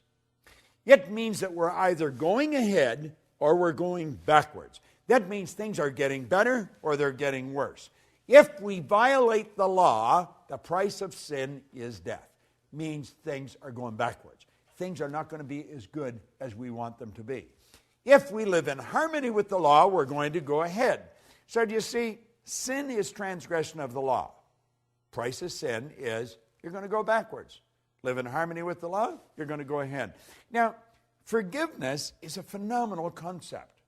I never used to think much of it. I thought, forgive, what's it mean? It means let go of completely, abandon. Forgive yourself. You can't change what you did. Do you know there's many people wander around with great feelings of guilt? Guilt is guilt and resentment are two of the most destructive emotions that you'll ever come up with. I was raised with guilt. Now, I've been telling people for years, if it gets to a point where you can't handle a problem that you've got, you should go to a professional. Well, it's like the guy said, I like a chef that'll eat his own cooking. I was raised with guilt, and so I experienced a lot of guilt, and I was having difficulty getting rid of it. Any little thing I did that, that I just didn't think was right, I would have great guilt over it. So I went to a psychiatrist in Southern California, in Century City. And I only went to that psychiatrist 3 or 4 or 5 times, I guess. And I was on my way down the last time that I went, and I realized I didn't have to go anymore. And I phoned him, and I said that I wasn't coming. He said, well, come on down anyway, because I like what you're doing. I want to find out more about what you're doing. And he was able to help me get rid of the guilt. It was all a simple concept of forgiveness. Forgive means to let go of completely. Let it go. Forgiving is a very healthy concept. We've got to learn to forgive ourselves. We've got to forgive others. We have to realize that what we did yesterday, we cannot change. If you did something deliberately wrong, let it go. Forgive yourself. If you did it and you didn't do it deliberately, forgive anyway. Let it go. If someone else has done something to you, don't hold any resentment. Let it go. Now, that doesn't mean that you want to go and give them an opportunity to do it all over again. You may move away from that. But you cannot hold bad thoughts in your mind and move in a good direction. Listen to something else that Hollywell brought it out here. He said, a noted physician talking before a group of other medical people on this very subject of thought being the source of disease was recorded as having said in his concluding remarks, abnormal tumors and cancers are due to a long period of suppressed grief and anxiety.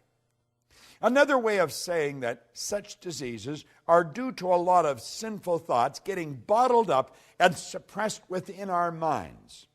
If this state is so destroying, it might be wise for us to probe into our own selves and note the effect our emotions have upon the physical organism. Then let us seek by every means at our command to overcome and abandon and forsake every emotional tug that has a debilitating and disturbing effect. Do you know, that's such excellent advice. Do you know, if you go way back, found out we're just absolutely ridiculous. A lot of bad blood comes from wrong thinking. Try and understand this. Everything works from a higher to a lower potential. When you're dealing with electricity, you must work from a higher to lower potential. We don't even know what electricity is, but we do know the laws by which it operates. If you want a greater flow of electricity, put in a bigger bulb, get a bigger transformer. The only limit placed on electricity is the limit that's placed on the form through which it's flowing. Well, it's exactly the same with us. We work from a higher to a lower potential. We go from the thought to the thing. Spirit always manifests through its polar opposite. You go from the non-physical to the physical. You and I have the ability to tap into a non-physical world, a world of thought. And we can choose our thoughts. We can choose any thoughts we want. Do you know, Viktor Frankl was a Viennese psychiatrist, spent the war years in a concentration camp. And he said it was while he was in the camp that he realized that regardless of the physical or intellectual abuse that he was subjected to, no one could cause him to think something he didn't want to think. Do you know that's where attitude begins? Attitude is the composite of our thoughts, which cause our feelings, which express in actions. See, our thoughts, feelings, and actions, when they're all in sync, that's an attitude. Well, we want to have the proper attitude, and we're going to live in a healthier body. We want to have the proper attitude, and we're going to enjoy the wealth that we look for. We want to enjoy the proper attitude, and we're going to have the friends that we want. But one basic concept is that you have to forgive yourself, and you have to forgive others. You see, guilt and resentment are without question two of the most destructive emotions that anybody can experience. Of all the laws that you're going to study, this could be one of the most liberating of all of them. Forgiveness. Letting go of. Abandon. Just let it go. And when it comes back into your mind, let it go again. Form the habit of not holding on to anything that's causing you to feel bad. Start to love yourself. Start to respect yourself. Have a healthy respect for what you're capable of doing. And understand this, carrying bad thoughts about anyone or anything is not doing anyone any good. It's sinful. It's destructive. And the price of sin is death. Now, that doesn't mean they're going to bury you. But it may be burying your company. It may be burying your income. It may be burying your friends, because they won't want to see you. Forgiveness, it's going to cause everything to grow. It's going to cause you to be healthier. It's going to cause your income to grow, your friends to grow, your business to grow. Forgive. It's a beautiful law. Forgive means to let go of completely, abandon. Replace the thought with one of beauty, with one of plenty, with one of abundance. You'll be glad you did. I did it. I'm a happy, healthy, wealthy guy. And you know something? Lots of energy. It just flows freely to and through me. I forgave me and everyone else that occupied a bad place in my mind. You do the same. The law of forgiveness could be one of the greatest laws you study. This is Bob Proctor. Thank you.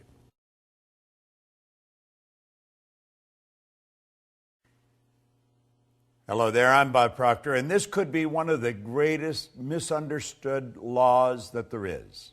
It's the law of sacrifice. Do you know, the way I was raised, and I would imagine probably the way you were raised, we were raised with the idea that sacrifice was letting go of something that we really valued. And it was sort of losing something that we valued. And there was some people that made great sacrifices, and they were considered very special. But the average person just never made those great sacrifices. Well, sacrifice it's a law that will bring nothing but good into your life. If we understand it, but we've got to understand it, and most people don't understand. Sacrifice is giving up something of a lower nature to receive something of a higher nature. I talked one of the other laws about the last chapter in the Born Rich series, and it was on the vacuum law of prosperity. Well, sacrifice has to do with the vacuum law of prosperity. You move something out to make room for the good that you desire. Sacrifice is giving up something of a lower nature to receive something of a higher nature. And you have to give up the thing of a lower nature before you can receive the thing of a higher nature. So you see, sacrifice is based on a very good understanding of faith as well. Faith based on understanding. This is tricky. This isn't something that's just going to happen like that. Now, I want you to think of this for a moment. I want you to imagine that you've gone to a great concert, and you are marveled at the performance that you see. Or go to a great stage play, and you see acting that is impeccable. Or watch a great award-winning movie, and you'll see acting, and you'll think, wow. Or you may watch somebody like Tiger Woods. Watch the great athletes, some great soccer player, a great golfer, a great ball player. Watch the Olympics, and you see those swimmers or those athletes, and you think, wow, how does that happen? Well, it doesn't just happen. As this author said, granted, they may be exceptionally gifted, but those final magical results come not by chance or accident, but they come from discipline. Discipline that is consciously chosen, ardently desired, and patiently persisted in. Let me repeat that. Discipline that is consciously chosen, ardently desired, and patiently persisted in. I have often said that discipline is the ability to give ourselves a command and follow it. I will master this. I remember one time reading an article in an airline magazine, and Walter Cronkite was being interviewed. And he was asked in the magazine, in the interview, how did these astronauts develop the courage to get into those space capsules? He said, it didn't take any courage for them to get into the space capsule. And as I read that, and I thought it's easy for him to say, he's sitting behind a microphone announcing it, he didn't get in the space capsule. But as I kept reading, I realized he was right. He said, what took the courage was the sacrifices they made, the study, the hundreds of hours of study, the repetition in the simulators. He said that's what took the courage to prepare them to get in the capsule.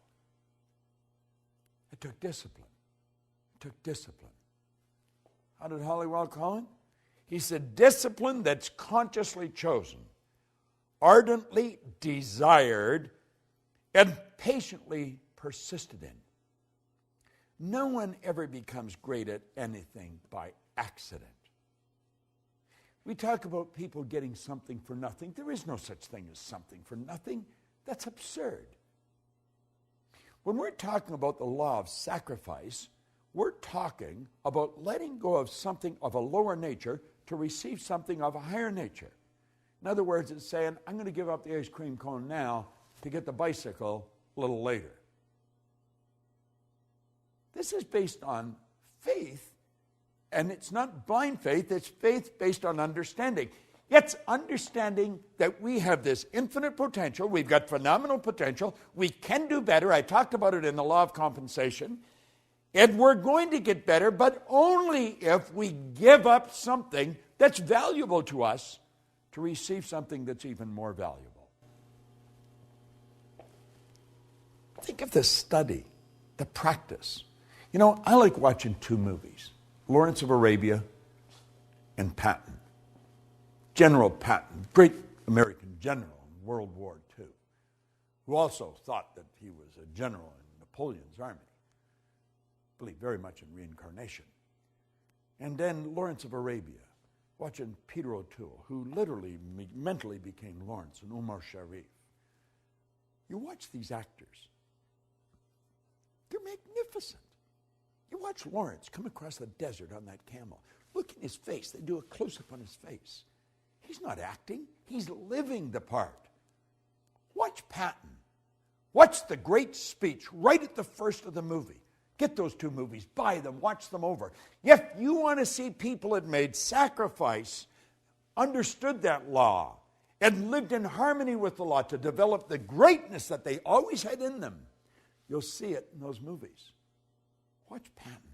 He's so good. You watch Omar Sharif.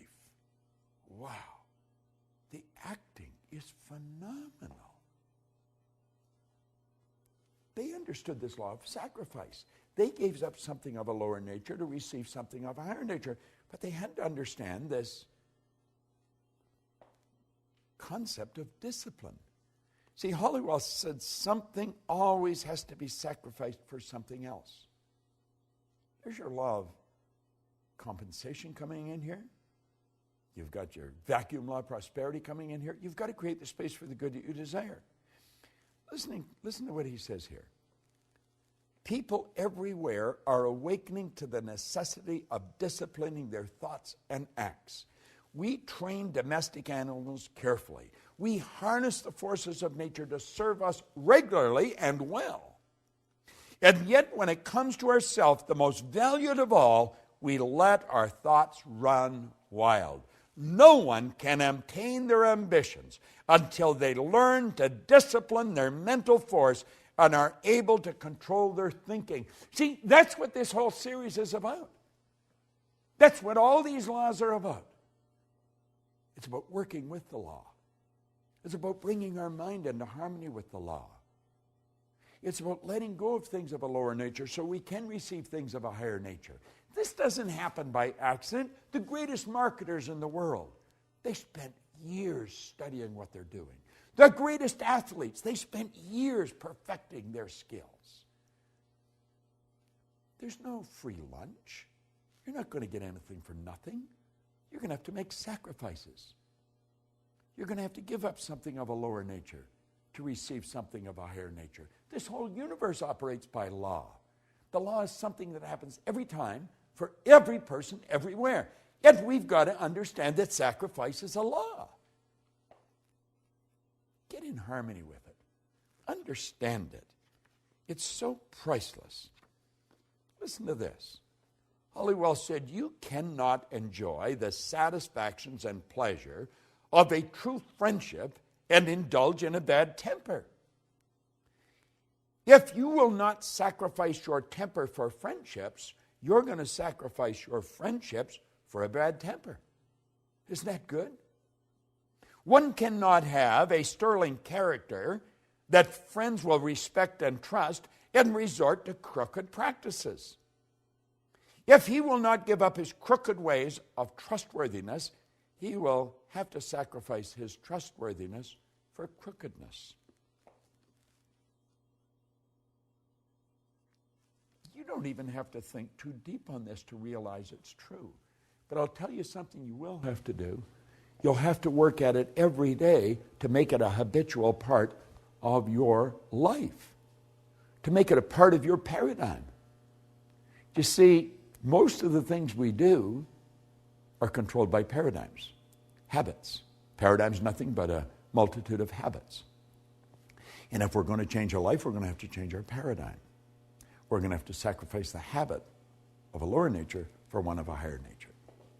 So you see, as you study into this, you're going to realize just how important discipline is. And I want to leave you with just an absolutely beautiful concept. You've got to discipline yourself. It's discipline that is consciously chosen. You've got to choose it. Someone else can't give it to you. This is done from within. It's discipline that's consciously chosen, ardently desired. You've got to really want it. Man, I so want to be better at what I'm doing. And patiently persisted in. Patient persistence. Seems like an oxymoron, isn't it? It's not. Patient persistence. Just steadily focused where you're going. You've got it. You've got all the talent in the building. You've got it inside. But if you're not prepared to sacrifice what you've got, you're never going to get anything better. And understand this. It's create or disintegrate.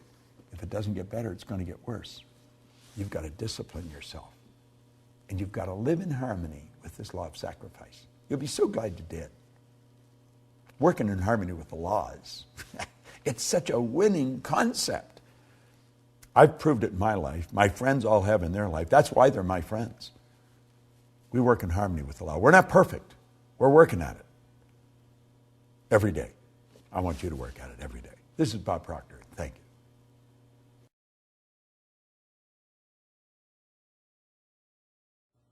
There's a marvelous poem in this program, Working with the Law, by Henley. It's one I have loved for years, Invictus. Listen carefully, then read it over and listen to it over and over. Out of the night that covers me, black as a pit from pole to pole, I thank whatever the gods might be for my unconquerable soul. In the fell clutch of circumstance, I have not winced nor cried aloud. Under the bludgeonings of chance, my head is bloody but unbowed. Beyond this place of wrath and tears looms but the horror of the shade, And yet this menace of the years finds me and shall find me unafraid. It matters not how strait the gate, how charged with punishment the scroll. I am the master of my fate. I am the captain of my soul. And you know, you can say that exactly the way Henley wrote it, by working in harmony with these laws, and especially the law of obedience.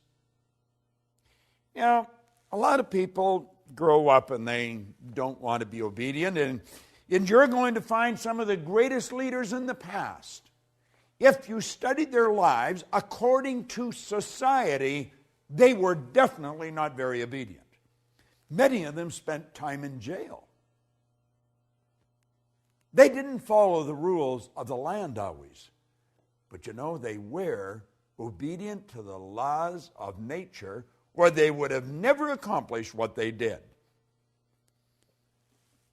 Halliwell said that you should be a builder, and to him is given all the materials out of which to construct the kind of life you desire to live. You build in wisdom or in ignorance, according to your obedience, according to your understanding of a divine law and the use of it in your daily life. Now, you know, being obedient is not always an easy thing to do, but it's always rewarding. I'm not talking about you being subservient to some person that really doesn't understand what's going on in this universe. Let me go back and share with you again what I just read. He said here that you should be a builder, and you've been given all the materials out of which to construct the kind of life that you desire to live. Now, you're going to use these tools. You're going to build in wisdom or in ignorance, according to your obedience to, according to your understanding of divine law and the use of it in your daily life. If you don't understand the laws, you're never going to be obedient to them. You're going to violate them at every turn in the road. Why? Because we have been programmed to. We've been programmed to be good little go-getters, and yet the law says, give and you'll receive. We've been programmed not to live in harmony with the law of sacrifice. No, don't let go of it. Keep what you've got and get more. Well, that violates the law. Listen to something else that he wrote here. The word obey means to submit to rule or to comply with orders or instructions. Obedience, then, is the governor of all movement, whether it be mechanical, literal, or spiritual. A giant machine without its governor would tear itself apart, would be utterly destroyed because it failed to obey its own laws of momentum and gravity. An intellectual giant who fails to comply with the laws of learning will become as an idiot. A student failing to comply with or to obey the instructions of Spirit, the law of God, will reverse the good and create evil. We are dependent entirely on obedience for our success or failure in this life. Now, business is founded on obedience, and as each member obeys the laws of commerce, they're going to succeed. You see, as we study these laws, we have to understand that we've got to become obedient to them. Now, I don't know about you, but I spent, years, as I think I've mentioned in this series, in the Navy.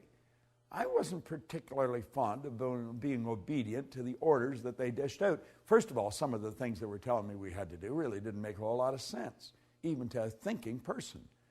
And I really didn't appreciate what they were making me do, and when I wasn't obedient, I was punished. I paid fines, and I did a lot of punishment on a parade square because I wasn't obedient.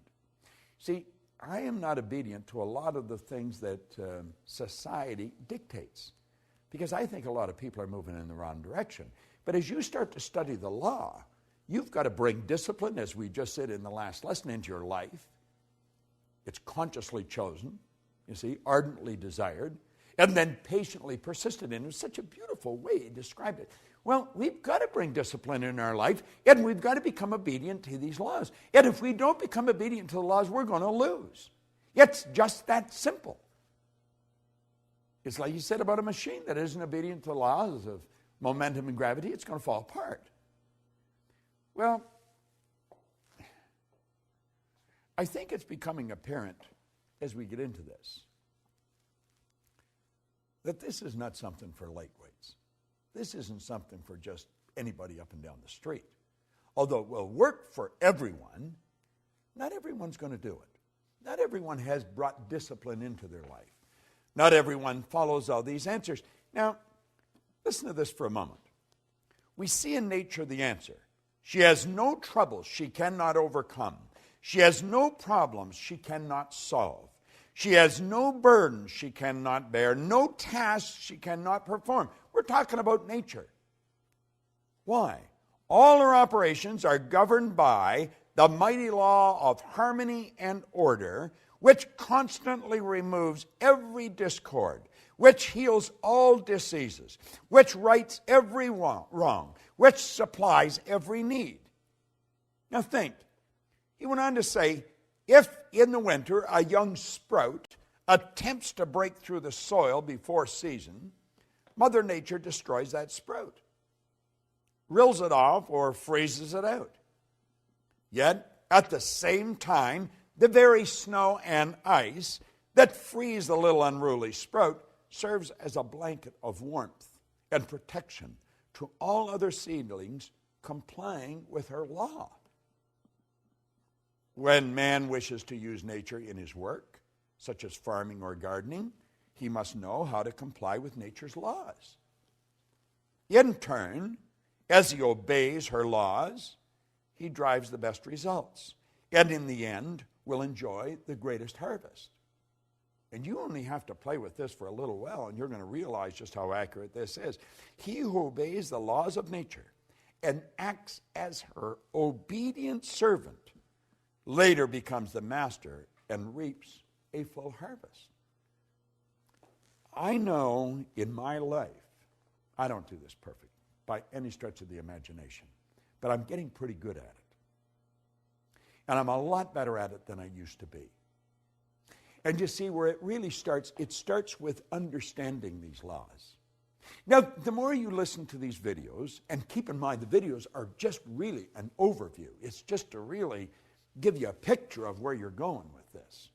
But as you dig into this in some depth, as you get into this, and then as you get into the Science of Getting Rich series that we have, and I'm sure that you're aware of that, as you get into the laws there, we're getting into very basic laws that govern how everything happened. I got to go back and quote Wernher von Braun again. Here's a great rocket scientist. He said that these laws are so precise that we don't have any difficulty building spaceships, sending people to the moon, and we can actually time the landing with the precision of a fraction of a second. Now think of this for a moment. I want you to think of your health. Think of your health for a moment. Just think the health of your body. Now I want you to think of your finances, the amount of money you earn. I want you to think of your friends, your social life. Think of your own family, your family. Think of every aspect of your life and understand this. Every aspect of it can be better if you live in harmony with the laws. Now, do you know, by doing this, you could be accused of being selfish. I like the way Oscar Wilde put it. He said, selfishness is not living as one wishes to live. Selfishness is asking others to live as one wishes to live. There's a lot of selfish parents. There's a lot of selfish people. They want people to live the way they want to live. You've got to be true to yourself. If I want to be free, I've got to be me. I've got to be obedient to these laws, and the more obedient I become, the more I'm going to win. But it's based on understanding, and understanding only comes one way. If there's another way that you know of, let me know, because I've been looking for a long time. You must understand these laws to live in harmony with them. Understanding only comes through study. Study these laws. Dig into this program. I guarantee you, you will be so happy that you do. And then share it with as many people as possible. You're going to love the next one, the law of success. It's a beauty. This is Bob Proctor. Thank you.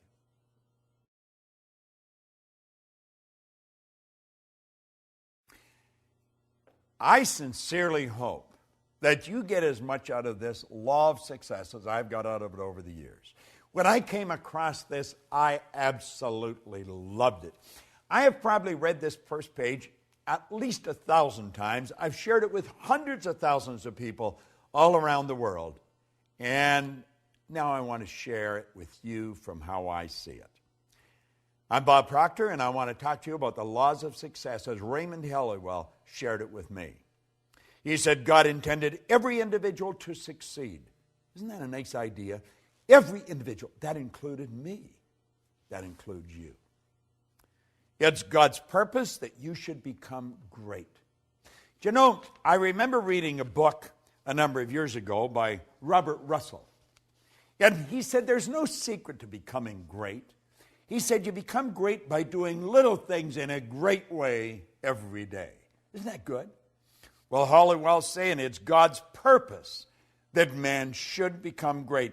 It's God's will that man should not only use, but enjoy every good in the universe. The law of God denies us nothing. He says man is born to be rich. Well, you know, I created a program a few years back based on everything I had learned up to that time, and it was called You Were Born Rich. It's been considered one of the most complete programs on personal growth that you're ever going to find. If you go to bobproctor.com and take a look there, the Born Rich Learning System, because you were born rich. You have deep reservoirs of talent and ability within you. You're probably just a little short of money, but this program will show you how to do it.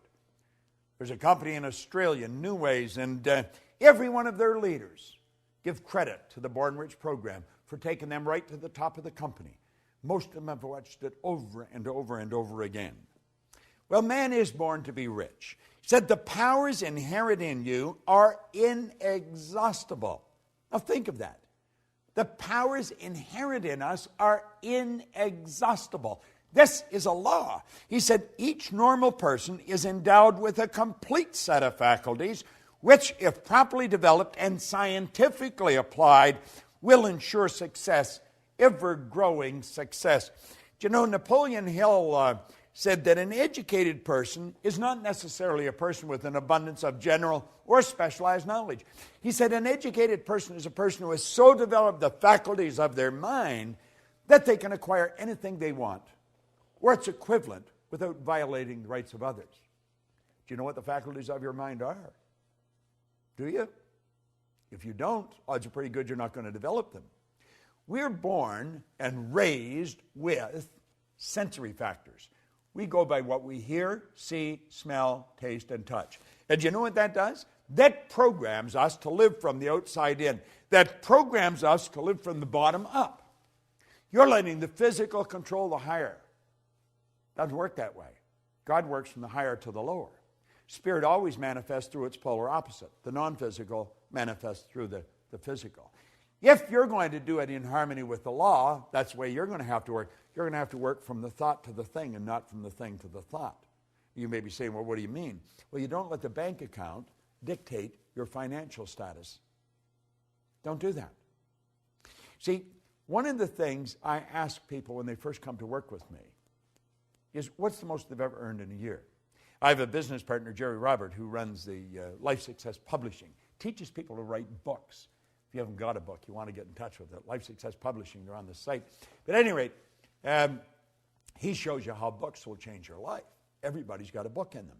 Well, he had written a book, and I asked him when I first met him, Mark Hansen introduced me to him, and I asked him, what's the most you've ever earned in a year? And he said $100,000. He was pretty proud of it, and that was pretty good money 20 years ago. That's when I asked him.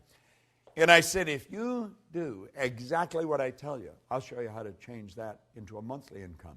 Do you know, within months, he was earning that every month. The Chairman's Club that we have, you just go to bobproctor.com and you'll see the Chairman's Club advertised. We teach people to turn their annual income to a monthly income by setting up multiple sources of income. Now he says here, each normal person is endowed with a complete set of faculties, which, if properly developed and scientifically applied, will ensure success, ever-growing success. Now I'm going to tell you what they are. I'm not going to go in any great depth on how to develop them. We do that at another time. You have perception. That's your way you look at life. You have your will. That teaches you to concentrate. You have your memory. There's no such thing as a bad memory. You have a perfect memory. You have reason. Okay? That's your thinking. And you have imagination. These are all phenomenal mental tools. And you can use them to develop greater and greater success. And you're going to have to use them if you're going to live from the inside out. Ever-growing success. He said, we're made for progress. Every person contains within themselves the capacity for endless development. You know, that excites me. I don't know about you, but I've been working on this now for 48 years. 48 years I've been studying this. And I know that I'm going to study it for the next 48 years. I just want to keep getting better at it. Endless development. Advancement into all things is the law's great purpose. Now, that's a phenomenal idea. Advancement in all things is the law's great purpose. By learning to work with the law and promoting that aim, you're going to build yourself into a greater and a greater success. So you wonder, well, what is the win in me for really studying these laws? That's it. You're going to build yourself into a greater and a greater success. You're going to earn more money. You just keep earning more money. I went from earning $4,000 a year, now I earn millions of dollars. And it's easier. I don't work as hard. Napoleon Hill said, you know, it takes no more energy to work with the big idea than it does with the small one. Well, that's what we're saying here. You're going to have more friends, better friends. You're going to live in a healthier body. You're going to enjoy your work more. You're going to work all over the world. You're going to do what you want to do, live the way you want to live. By learning to work with the law and promoting that aim, you're going to build yourself into a greater, greater success. Now listen to this. He said, all of the processes of nature are successful. Nature knows no failures. That's huge. She never plans anything but success. She aims at results in every form and manner. To succeed in the best and fullest sense of the term, we must, you and I must, with nature as our model, copy her methods. In her principles and laws, we're going to discover all the secrets of success. I don't know about you, but that sort of excites me. I know one thing. The tide always goes out, the tide always comes in. The night always follows the day. Winter follows summer. This is the law at work. It's perfect in all of nature. And we can do the same thing. In her principles and laws, we're going to discover all the secrets of success. Now he says, infinite resources are at our disposal. Infinite, there's no end to it.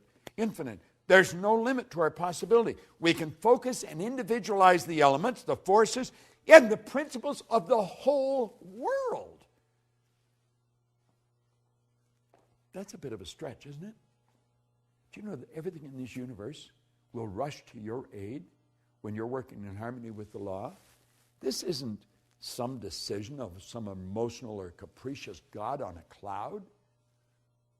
This is the absolute law of the universe.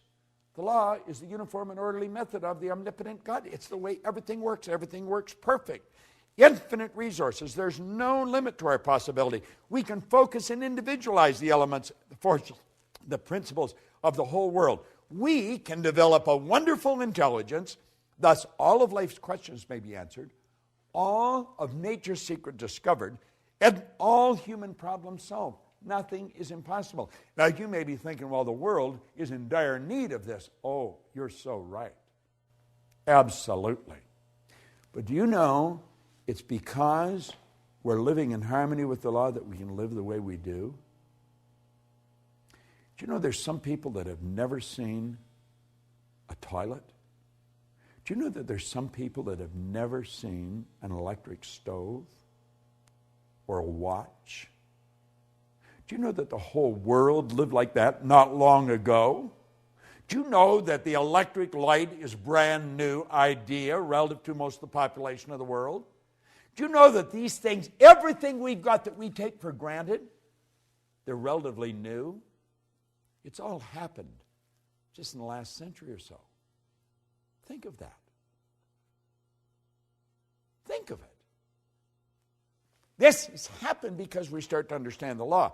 Think of what you can do. Higher faculties, remarkable talent, superior insight, and greater power are dormant at all. And by psychological methods, these exceptional elements can be developed to an extraordinary degree for actual and practical use.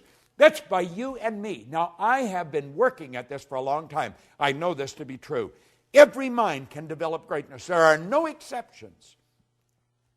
Simply a matter of knowing how. True self-help, self-discovery, self-knowledge, and proper instructions of applying one's principles and using one's faculties, using one's forces. It'll advance any person. See, the mind is perfect. It's perfect. And man is mind. And we can think. And our thoughts turn into things. Practice will ensure efficiency. Use is going to bring forth results. Success, therefore, is within the reach of every aspiring person. Now, he asked a question. He said, do you wish to succeed? God, I remember reading this. First time I read it. Well, he said, you can. You possess all of the essentials within yourself. All you need is to gain a right understanding of the principles and the laws upon which success is based, and then apply the right methods of operating these causes until success is earned. But you must earn it. There is no free lunch. Now, I have just touched on the first page of the law of success. As you get into this, you're going to realize that there's great help everywhere around us. We can have everything we want. We can enjoy all the good we want to enjoy, but only if we work in harmony with the law. And the odds of us working in harmony with them is pretty slim if we don't understand them. We've got to study them. Now, what I have done here in this series is give you an overview. I hope I have inspired you to want to learn more. That was really my purpose in doing this. I was asked by the people who are promoting this series with us if I would give you a brief overview on film, and that's what I've done. And hopefully this will do what they hoped it would do, make you want to study into this in greater depth and share it with other people.